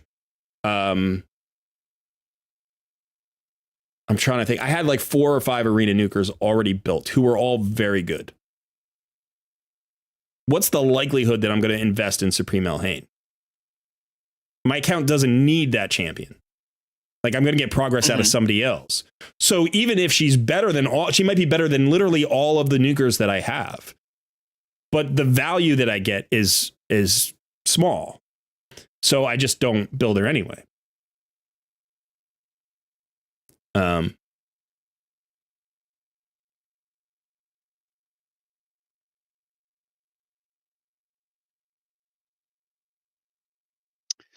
See, my only question is it a taco or is it a Crunchwrap Supreme? You know what I'm saying? And one is clearly better than the other. And that's it. That's all that matters. I will alter my tier list in the future. I will. I'm not going to give you what you want. I'm not going to give you what you want. Don't alter the tier list. Don't make it. Don't. No, Yeah. don't. Oh God, no. Oh no. All right. I'm going to alter my tier list in the future, but I'm not giving you what you want. I'm editing it in post.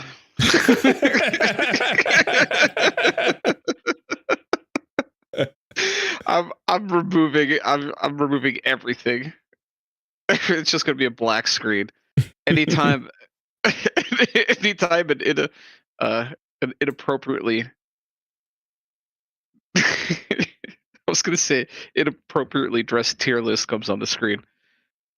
We're censoring that thing. It's I'm trying to free your mind. I'm trying to free the minds of the viewers. Free my mind. Don't get stuck. Don't be a slave to the tier list. I'm blue pill, all right, on the A boggy comes in. tier Are you guys list. still talking about this? Gosh darn right we are. This is the most important thing of the day.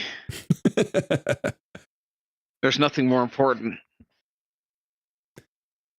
I will say that I'm a keen observer of human nature. That's one of the things that I just do. I've done all my life, and from various standpoints, I find people fascinating. I find the reasons that we do the things that we do to be fascinating, more so than the things that we do. And I think one of the reasons that content creation has been such an interesting endeavor is to get to see mass opinions in real time in a relatively short window. Like I've never been involved in anything else where I could get 1,000 opinions in a day that wasn't like standing on the street with a clipboard. Do you know what I mean? Where you're like, hey, what do you think about this? Like I've never been involved in that. And to have it come day after day after day and people just give feedback. And it's like, in my job, I've worked with thousands of students, maybe 10,000 students over the course of my career. Probably not that many, maybe like 5,000 or 6,000 students. And so I've gotten lots of opinions about things, but you're talking about over 25 years. It's like I could get 5,000 or 6,000 opinions in a week in this job. And that's intense. And it's especially for somebody who's an observer of, human nature, who's so interested in human nature. Like, it's an intense amount of information. And it showed me things that I didn't know before. Or it's shown me that I've had mistaken impressions about people based on like 25 years of real life experience has been overturned by 5 months of content creation experience. And in some small aspects, not necessarily huge ways. But sometimes I'm just like, I didn't realize that people thought that way or looked that way or did that thing. And what's interesting is when you mess with our tier lists. It absolutely affects the reach of the content. Like I had ideas early on. You had ideas early on that we tried that we've like done a 180 on. And it's not an issue of like integrity or anything. It's not like, oh, this is what I believe. It's just like, oh, this is what I thought was happening. And in fact, it was this entirely different thing. So we should adapt, Yeah, for sure. I think of it in sports terms sometime. Like you show up for a game, doesn't matter what game, but let's say it's, American football. Maybe that's not a good example. Maybe I should use a more international sport. Let's say it's basketball. Basketball gets played more places. And, you go in thinking that we've game planned for this and our zone defense is going to do great. And then you play the first quarter and your zone defense gets ripped to shreds and you're like, oh, I guess we should switch to man-to-man defense. It's not like there's a moral component to playing one defense over the other. It's like, no, only real teams play, zone. It's like, it's not that. It's just literally we thought one thing was happening and in fact we were wrong and something else was happening. When it comes to a moral stance, like I wouldn't change. You know, like there were a lot of people who told me to shut the hell up about No Dime December. And I was like, no. It's like, I don't know. You know, there are a lot more people who were positive about it. Yeah.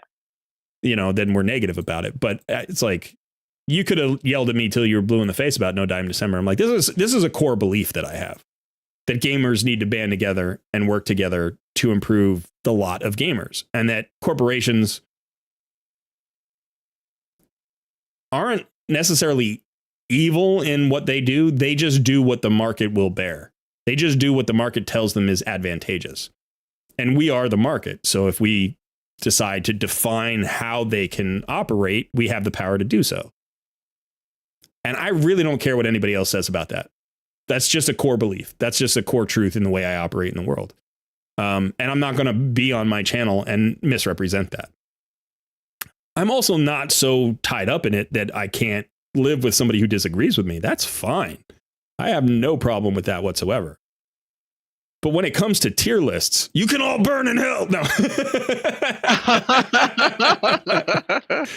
I'm right and you're wrong. It's finally good to know your true thoughts. No. You're right. I am right and you are wrong. It's funny because I've watched, like, I remember watching a tier list on like the best snack chip. You know, guy was comparing like potato chips to corn chips and the different brands and stuff. And he had like 25 different brands of chip. And he just sat there tasting chips for like 40 minutes and going over the brands of chips. That's the good stuff right there. That's a tier list.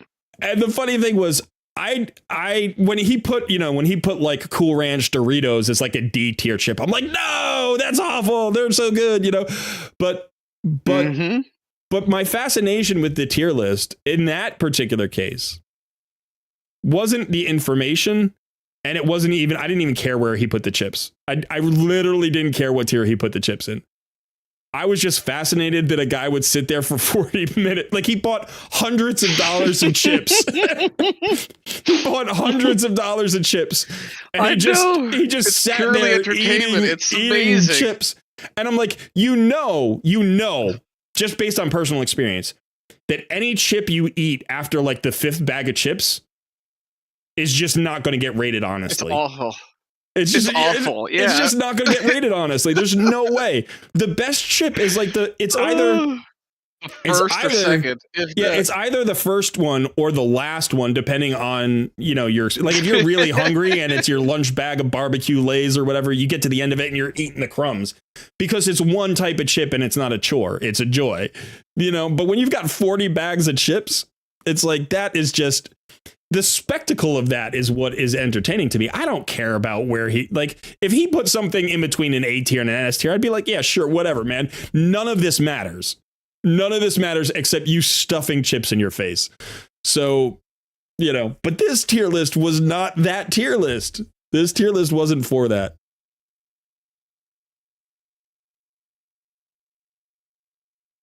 But I tell you what, I'll start, and that is what tier list should be. I'll start doing those tier lists for entertainment purposes.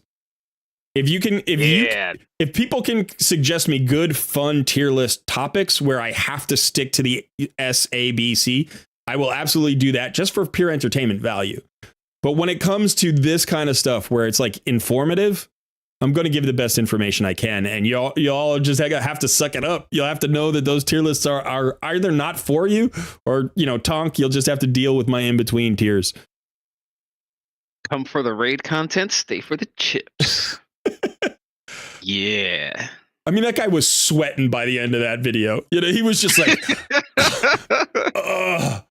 it's like, that's incredible. And he still had he had all the cheese puffs to go. Like, he did the cheese puffs at the end. I was like, no, what are you doing? What are you doing? Mistake. Such a rookie mistake. It's like, do the cheese puffs early. He wanted to leave the spicy stuff for the end because he didn't want like his mouth to, like, that's what he said. He's like, I didn't, you know, I got the hot cheese puffs, like I got the Cheetos fires. I wanted to do those at the end, so I'm doing all the cheese puffs at the end. I'm like, dude, first of all, don't put the spicy ones on the list. Like, just leave them off the list. It would have been fine without the spicy, but I'm here for the spicy. I'm here for the spicy. You gotta but have you're the punishing spicy. yourself. You gotta have it. But he did this.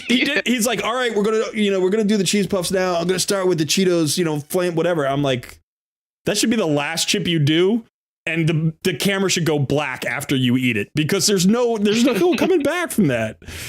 What are you talking about? Oh, that's so amazing. He did jalapeno poppers. He did all. I'm like, and then he just like, oh yeah, he had all like the cheddar ones and all the all the nacho cheese ones. I'm like, doing cheese at the end of a chip list is just awful.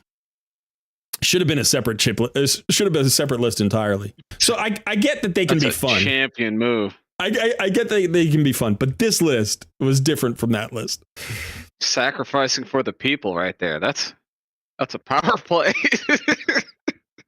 Dude, do you have any idea how much prep work I put into that tier list? I was thinking about it for like a week. And then the comment I get back is... All I was thinking about was, why'd you put him in the middle? Yeah, and the comment I get back is, pick a lane, Colred. I'm like, dude. Pick a lane.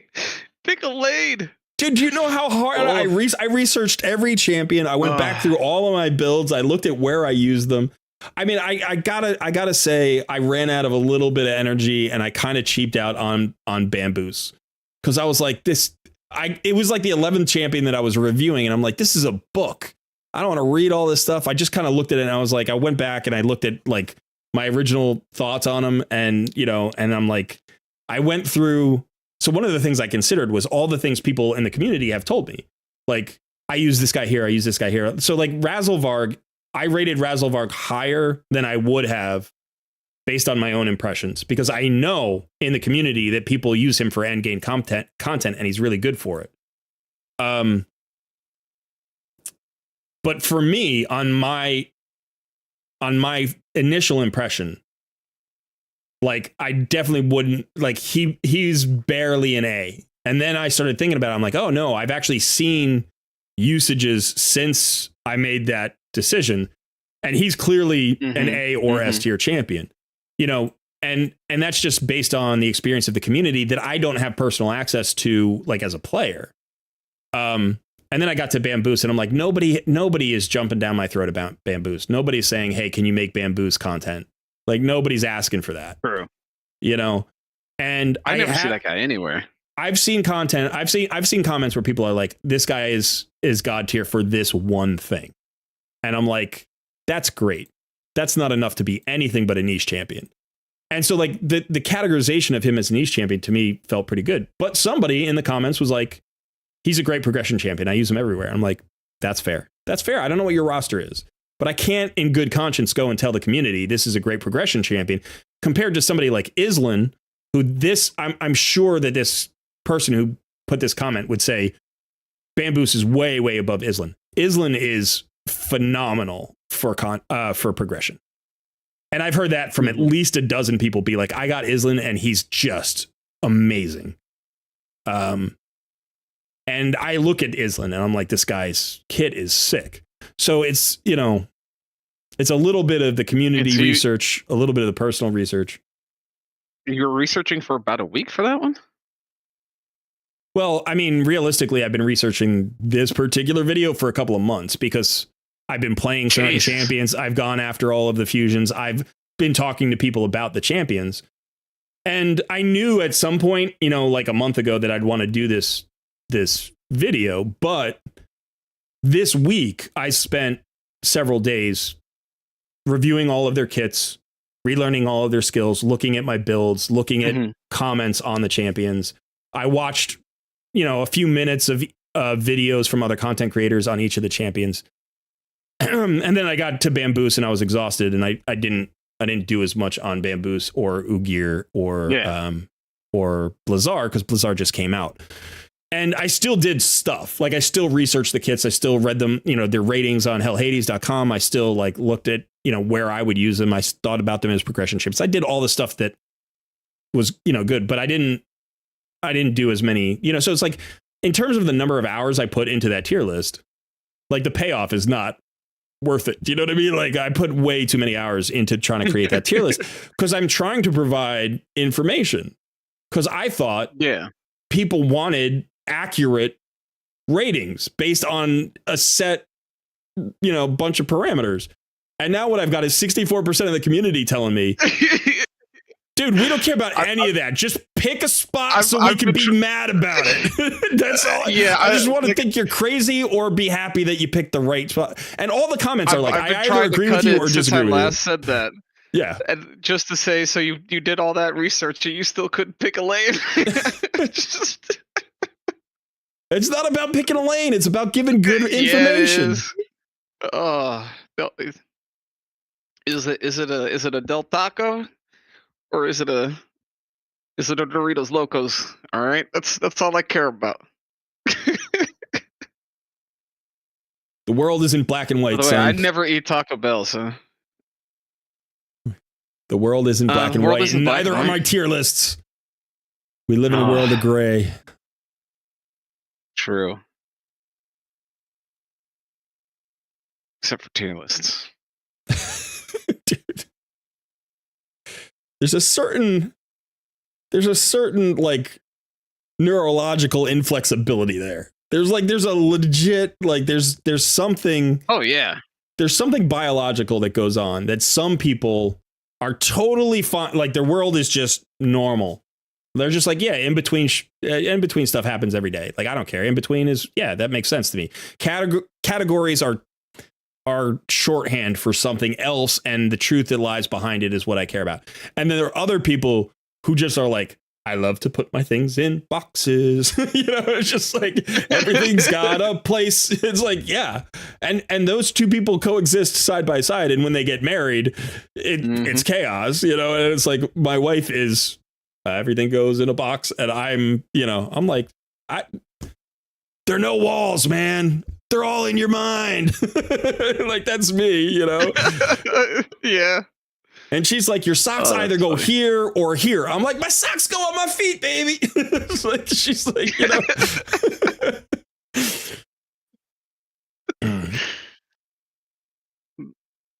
Free the socks. It's actually not that bad. She does like, you know, she's a little bit more.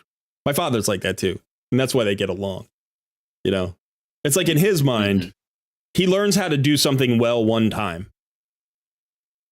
He's like, okay, I'm trying to figure this thing out. What's the solution to this problem? And he comes upon a solution. He's like, maybe, is that okay? Yeah, no, I think I could do it a little bit better. Let's tweak it here. Up, there it worked. That's excellent. And then for the next 60 years, he won't change his mind. He'll just be like, no, in 1971, I figured out how to load a dishwasher. I'm never changing it again. Yeah. You know, and it's like, well, you know, technology has advanced and dishwashers are different now and you can do different. It's like, no, this is the big plates. That's a little plate, silverware on top. Don't make me move anything. You know, and it's like, all right, you know, he likes his systems and he only wants to learn it once. And once, you know, he'll work on it the first time, but once it's there forever. You know.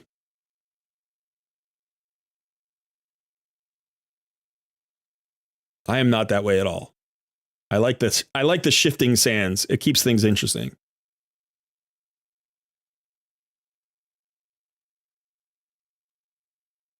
I can appreciate that.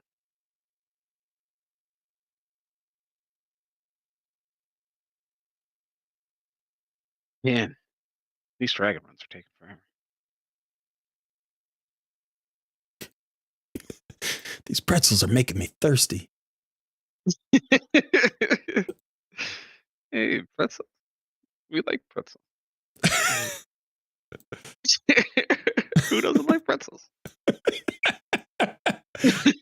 That's a good poll. That's a good poll right now. We're going to do that. Who likes pretzels? it just really taint the pool and say there's a I like pretzels and then there's a I don't like pretzels, but who doesn't like pretzels? What's wrong with me? And let's see how many votes we get.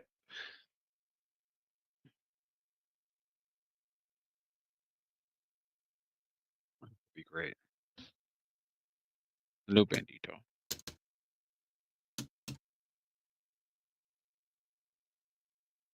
I can look into your eyes too. There we go. There's our pretzel poll right now. Pretzel? Yeah.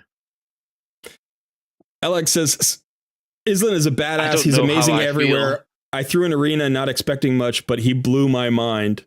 He's arena god and very possibly the best Hydra champ in the game. My feeling is he's S tier. That's my feeling. I put him in between A and S tier because I haven't had enough time to experiment with him, but I feel like from a progression standpoint, I almost can't imagine a better champion to start the game with. We were talking about like different starter champions before. Like if you gave me Island on day one,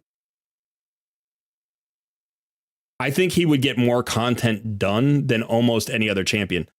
I think Artak is really close. I think Artak as a login reward champion for new players, that was an insanely good. That was by far the best progression login champion we've ever had. It's not even really close. I mean, Wukong may be as good as a champion. Ninja may be as good as a champion, but they're not as strong progression wise.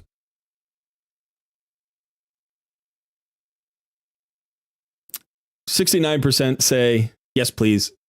23% say pretzels suck. And 8% say, I don't know how I feel.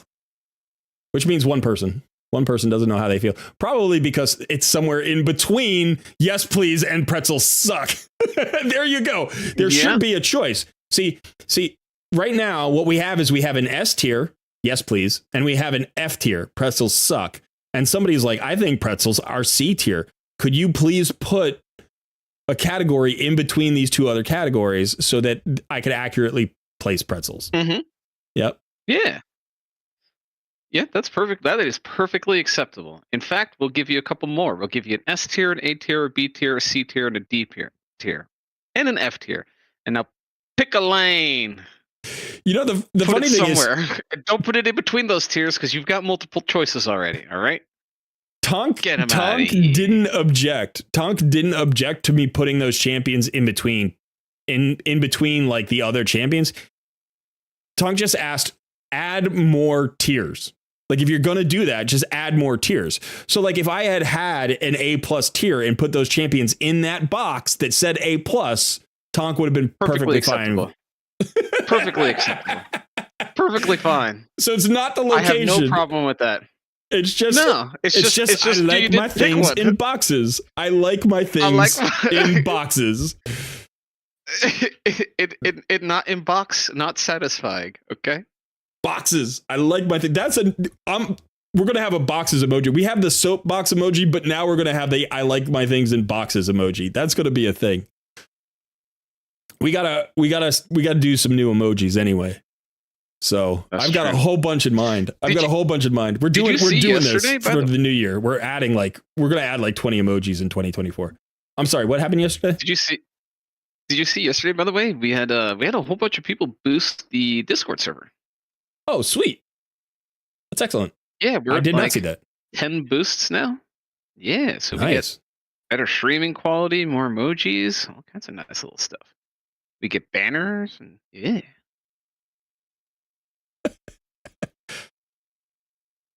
If you like pretzels, by the way, which most people, 71% of people apparently love pretzels. I'm gonna show you. I apologize in advance for this. I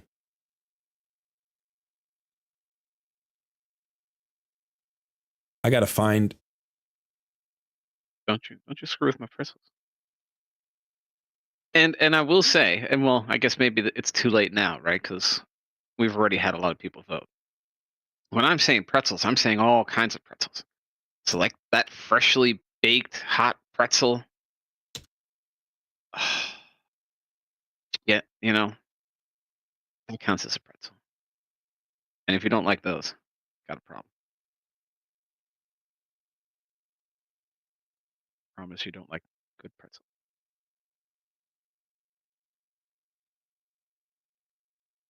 All right.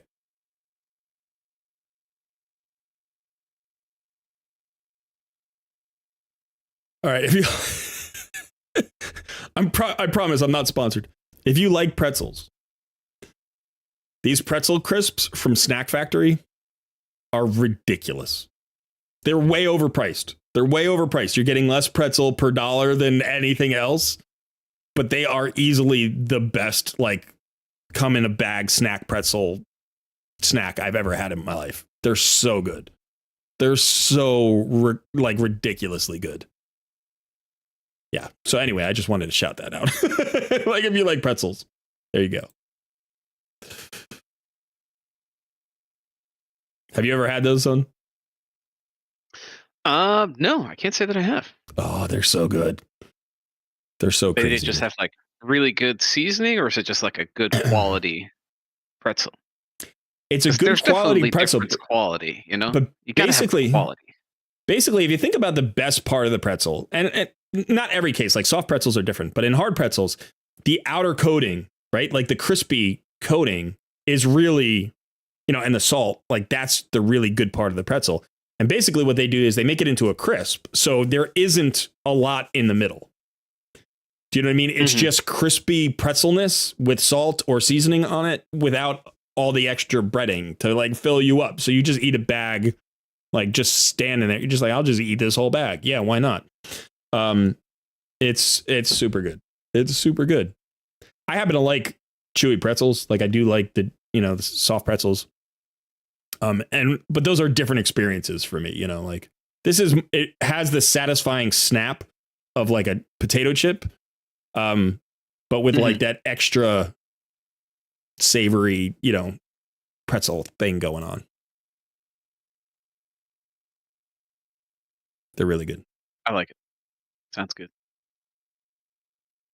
You know, a recent discovery for me, talking about snacks. Oh, where are they? I refuse to finish them because they're so darn good.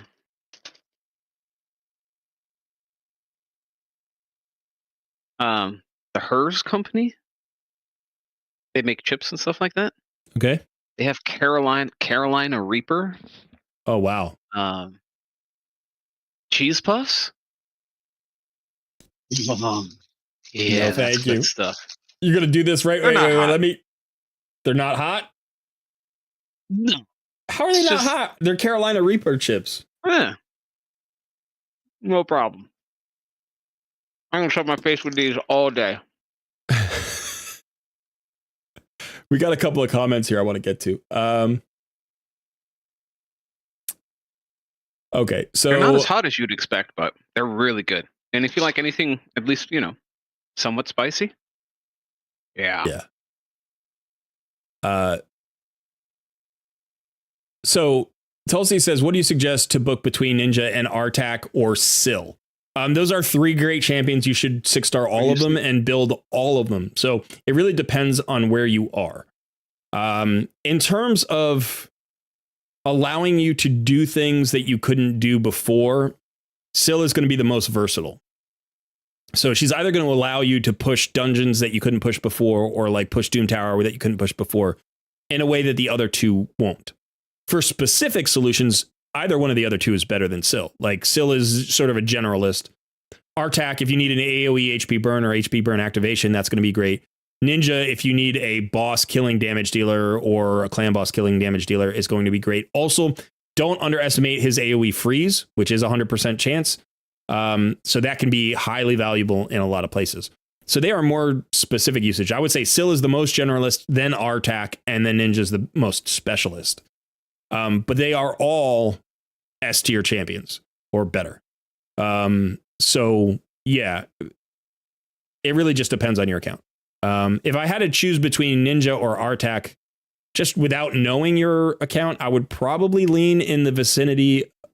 I would lean in the direction of Artak because he is more versatile than Ninja. Yeah, I would probably do that.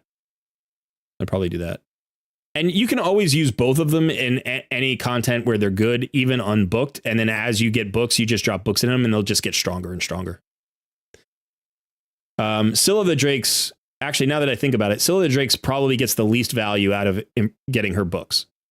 So you can run her unbooked and get a lot of value too. So yeah, maybe Artak first then. Like if you were saying which one to 6-star, I would 6-star Syl first. If you're saying which one to book first, maybe Artak.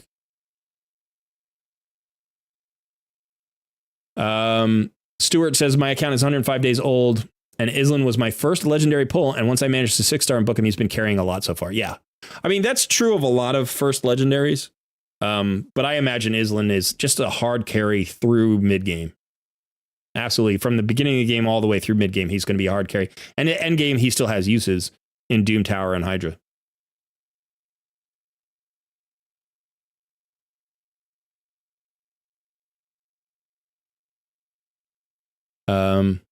Tulsi, Artak Ninja, Sil book preference. Oh, I already said.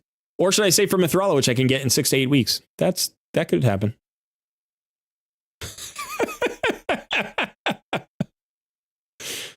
I see you, son. I see you.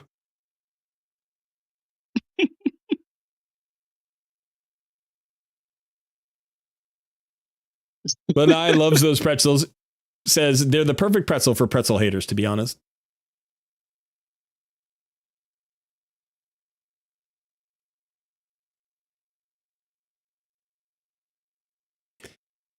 So Hammerhawk says, can we have a poll about having a poll to decide if we need more polls, please? Your wish is my command.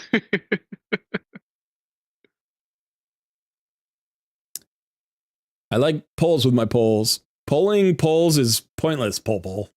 Poll them. I never met them. I like polls with my polls. Yeah. Can I get a little poll on my poll? I like polls, and I'm enjoying using polls more, and I want to do more of that. Yeah, like I was saying, you know, I'm a avid observer of human nature, and I think I always want to know why people think what they think and how they think. You know, like I don't want to just assume anything ever. So more information is always appealing to me.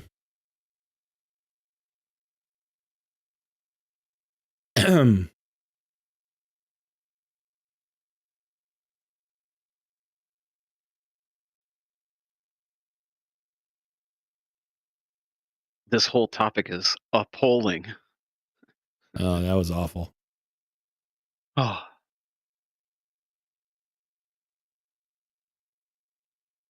An undead Syl would be badass. They did make a new Syl. She's called Elva Autumnborn. She's in the Sylvan Watchers faction. Elva's probably better than Syl of the Drakes.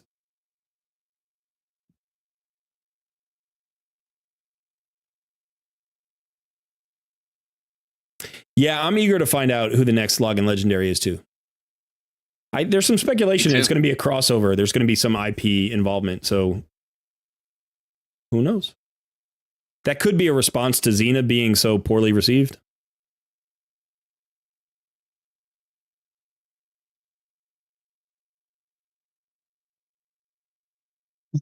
we made Cena and you didn't like it? We'll do it again. It's not that people didn't like the champion. It's that people didn't like the way she was introduced to the game. You know, a lot of people thought she should have been a free login champion. Yeah.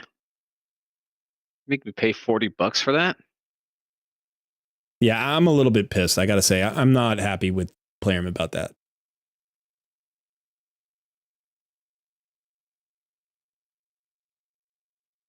Thank you, boy.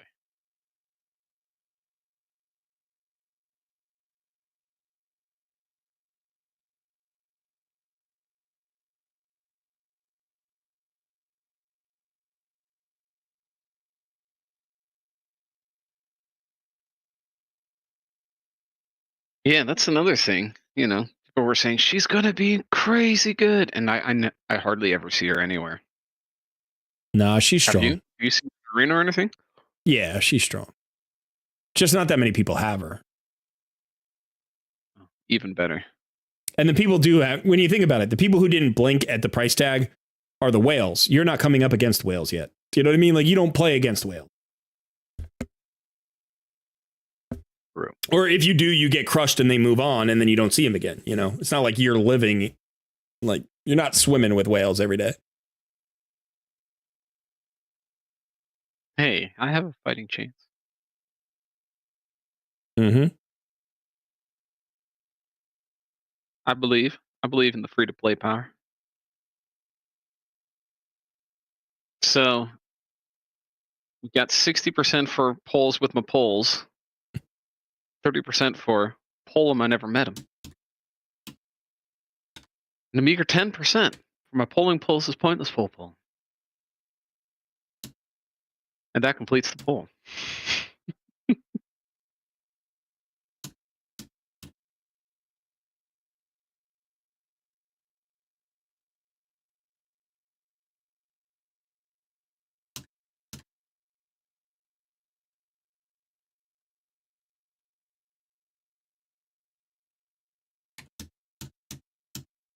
Bad board.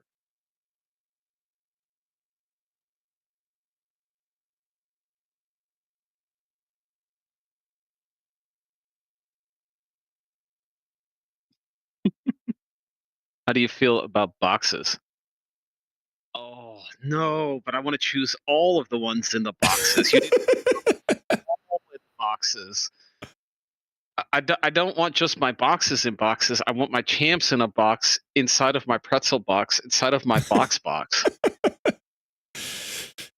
I'm gonna have to go with boxes inside of my boxes. You're like Amazon's dream customer. You're like, just give me all the boxes. I want my boxes in a box. Like, I want you to put every item in a box. That box should be in a protective box. You put all of those boxes together in a box so you keep them together. Then put that in a shipping box that you can box up and ship to me.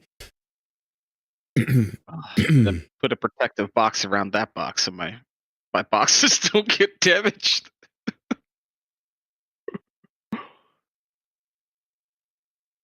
I love this. This is my favorite poll so far. We've got 53% who are like, I like my boxes in boxes, and 47 are, get me out of this box.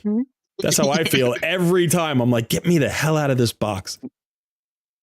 And nobody said champs in boxes or pretzels in boxes. No. Until you said something, somebody will. Oh, well, yeah. Well, there it is. Yep. Of course. Yep. There has to be the contrarian. Yep. They didn't want their boxes in boxes. They want their boxes separated. Hey, Leslie. But they're champs in boxes.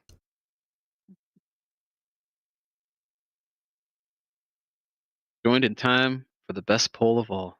Indeed. So, what do you say after, well, actually, the question is how much longer are we going for? Not long. Why? What's up?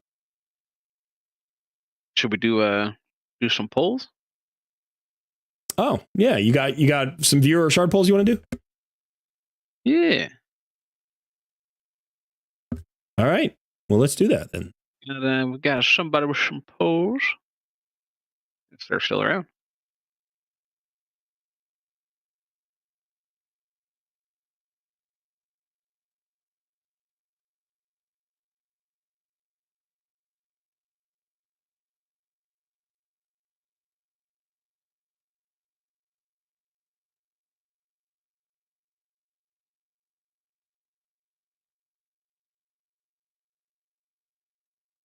I wouldn't mind seeing some shard polls. Yeah, shard polls are always fun.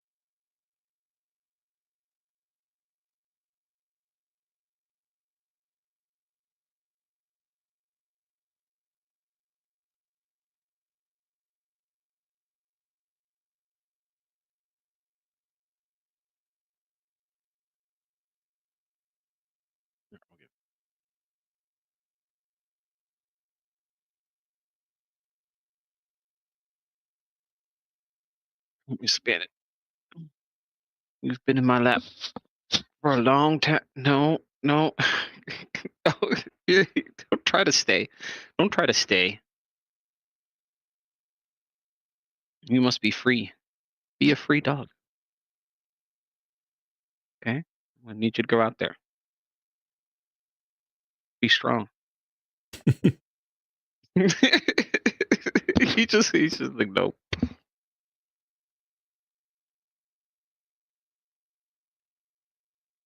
Be free, Doge.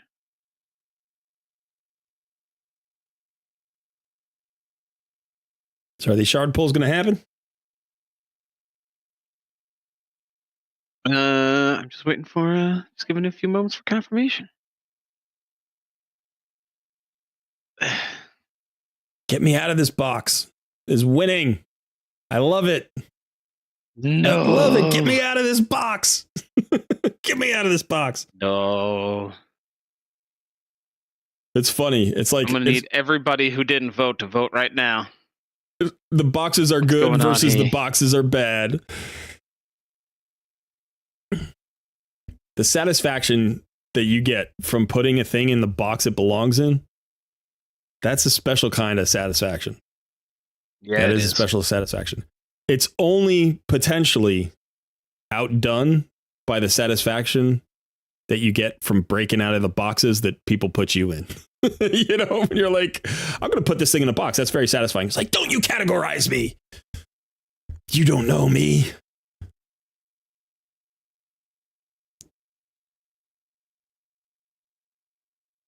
I am more than your box.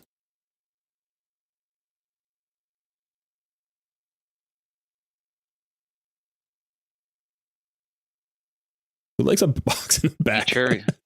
Yeah, I like my boxes in boxes. Who likes a box in a bag? That's a solid point.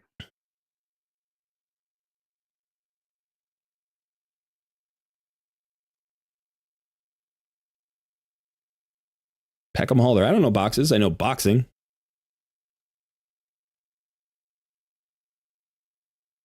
I haven't heard anything back. And I don't want to do it without permission. So, yeah. Maybe we'll have to pass on that for now. I do think that the so we just briefly started talking about the emojis. So we have access, like, as more members join the channel, the number of emojis that we can do grows. And so we have to use the emojis. So I've got some great emojis planned for 2024. Let's just talk about some of the plans that we have for 2024. We'll just highlight a few upcoming changes. Oh. Okay. So so that's one change. We're gonna be adding emojis. We're gonna be adding more membership perks. That's basically what we want to be doing. We want to do membership behind the scenes videos. We want to give people some value for their money when they subscribe to the channel. I mean, I already think they're getting some value. I don't think the memberships are bad.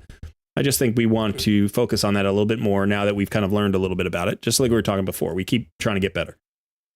So that's one thing. So the emojis are going to be part of that, and some behind the scene content is going to be part of that. So if you are interested in that kind of content, or interested in a little bit more, interactive access, we're going to make sure that the membership section of Discord is robust. That's a big plan.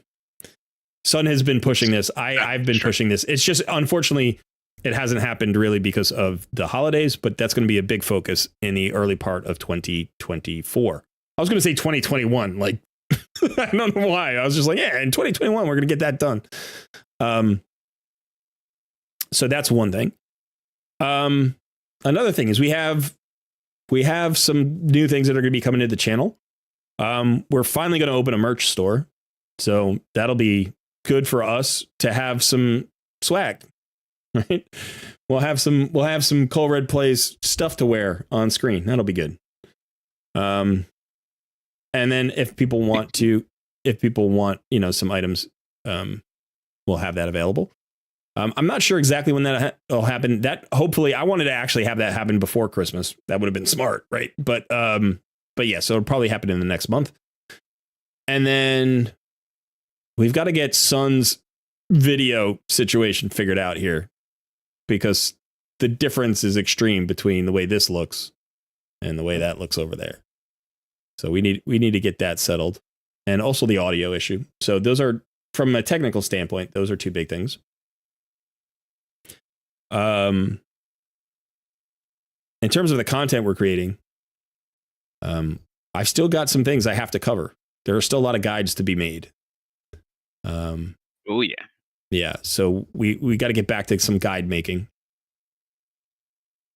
We do have thoughts on additional types of content that we want to try out. And so we might be putting some energy into that. And so there will be some different formats of content, maybe. So I would personally like to do a podcast, or at least a podcast format. Try it out, see how that works. And we might be dual streaming on Twitch at some point in the year. That would be cool. Try to do that. We want to incorporate more music into our stuff. We're trying to figure out how to do that. We are listening to suggestions. So if you guys have suggestions about how to improve the channel, we definitely want to hear those. There are ways in the Discord community to do that. We're going to have to upgrade our Discord server. Did we get enough boosts to upgrade our Discord server? Because we're getting close to the maximum number of people, right? Yeah, I'm still trying to figure out how that works exactly. So we'll continue to be upgrading the Discord, and we have some thoughts about that we want to do there. We don't know the fate of Noob versus Pro. We have not decided how to proceed with Noob versus Pro. So for the time being, it's not going anywhere. For the time being, at least, we're going to continue to do this live stream. We're going to continue to put out Noob versus Pro content. I'm going to continue to play both accounts. Daily tier lists. Hottie tier list. Number 1, Lady Annabella. Well, now we know something about Nikki. Yeah, Lady. That would be a tier list nobody would ever agree on. If we did a hottie tier list. Yeah. We want to do some more shorts. We want to get the shorts going on the regular basis. Yeah.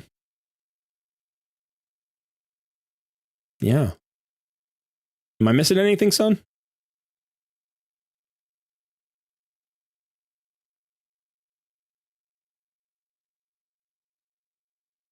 That seems about right. Yeah, just constantly improving, making improvements.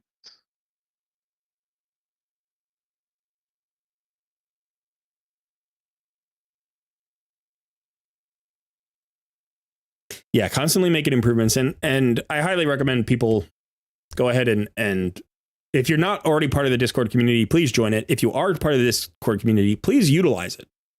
Give us information, give us feedbacks, ask questions, post pictures of your roster, ask questions from the community is really strong right now. It's going well. There is something that we want to add. We're going to be adding at least 1, if not 2 new clans in the near future. So if you are looking for a clan, we're going to be doing this, and we're going to kind of be creating our own cluster. That's the idea here. So we've currently got 2 clans. We're going to expand that to 3 in the near future, and probably to a 4th in a couple of months' time. Yeah. I think our goal is probably no more than 5. I think we probably get to 5 and be okay with that. We're also looking to tap into the community a little bit for the channel's sake. So we're going to be looking for moderators, chat moderators. We're going to be looking for clan leaders. And we're also going to be looking for people who are creatives who can potentially contribute, whether that is helping us make some of those emojis. We need graphical artists for that. We need people to help us with a couple of other things. We already have some. Some people have reached out and very nicely offered their services. But if you have something that you think could add to the channel, then we will be tapping into the community for that as well. Yeah. So the more people we get on board with the project, I think, the better off we are. Although there's always, one of the reasons we enjoy doing this is because we get to be in charge. We get to do what we want, and so there is a limit to that. But yeah, I mean the community is great. So yeah. All right. Do you have plans for tonight, son? Are you going to celebrate in any way, or are you just going to bed at a normal time? Are you going to be online? Are you going to be online at midnight? Yeah, I'll be online at midnight. I'll probably be hanging out in the Discord. I don't have any specific plans.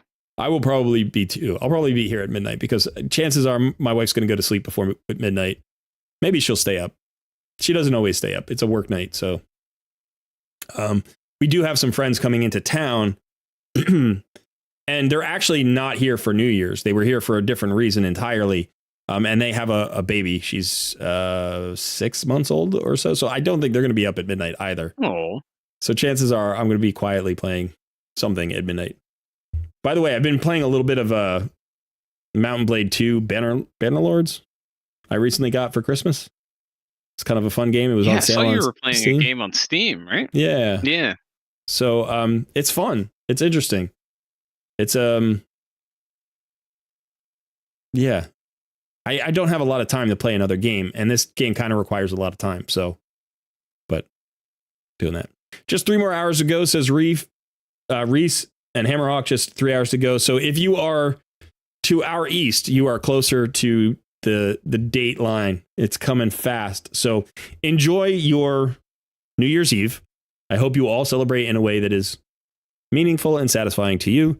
And if you have nothing better to do, or if you just enjoy hanging out with us, come hang out with us. You got to put it like that. Well, what I mean is, if there's nothing out there that's, like if you're just at home because hey, tomorrow's a work day and if you're chilling, if you're just chilling, we'll be that's here. what I meant. Chill. If you don't have anything more, maybe we'll have a TFT night. Yeah, maybe we'll do a TFT night. That'd be fun.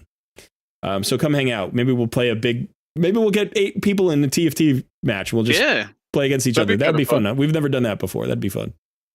So anyway, Happy New Year. If we don't see you, we'll see you in 2024. Thanks for making this year so great for Colred Plays.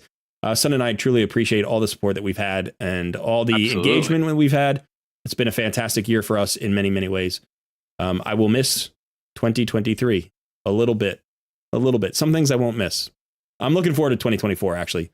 There's some exciting things coming for us and for me personally. So, yeah.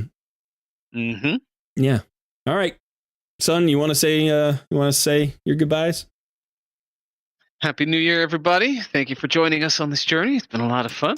Hope you're enjoying the streams, enjoying the videos, enjoying life, enjoying your family and friends.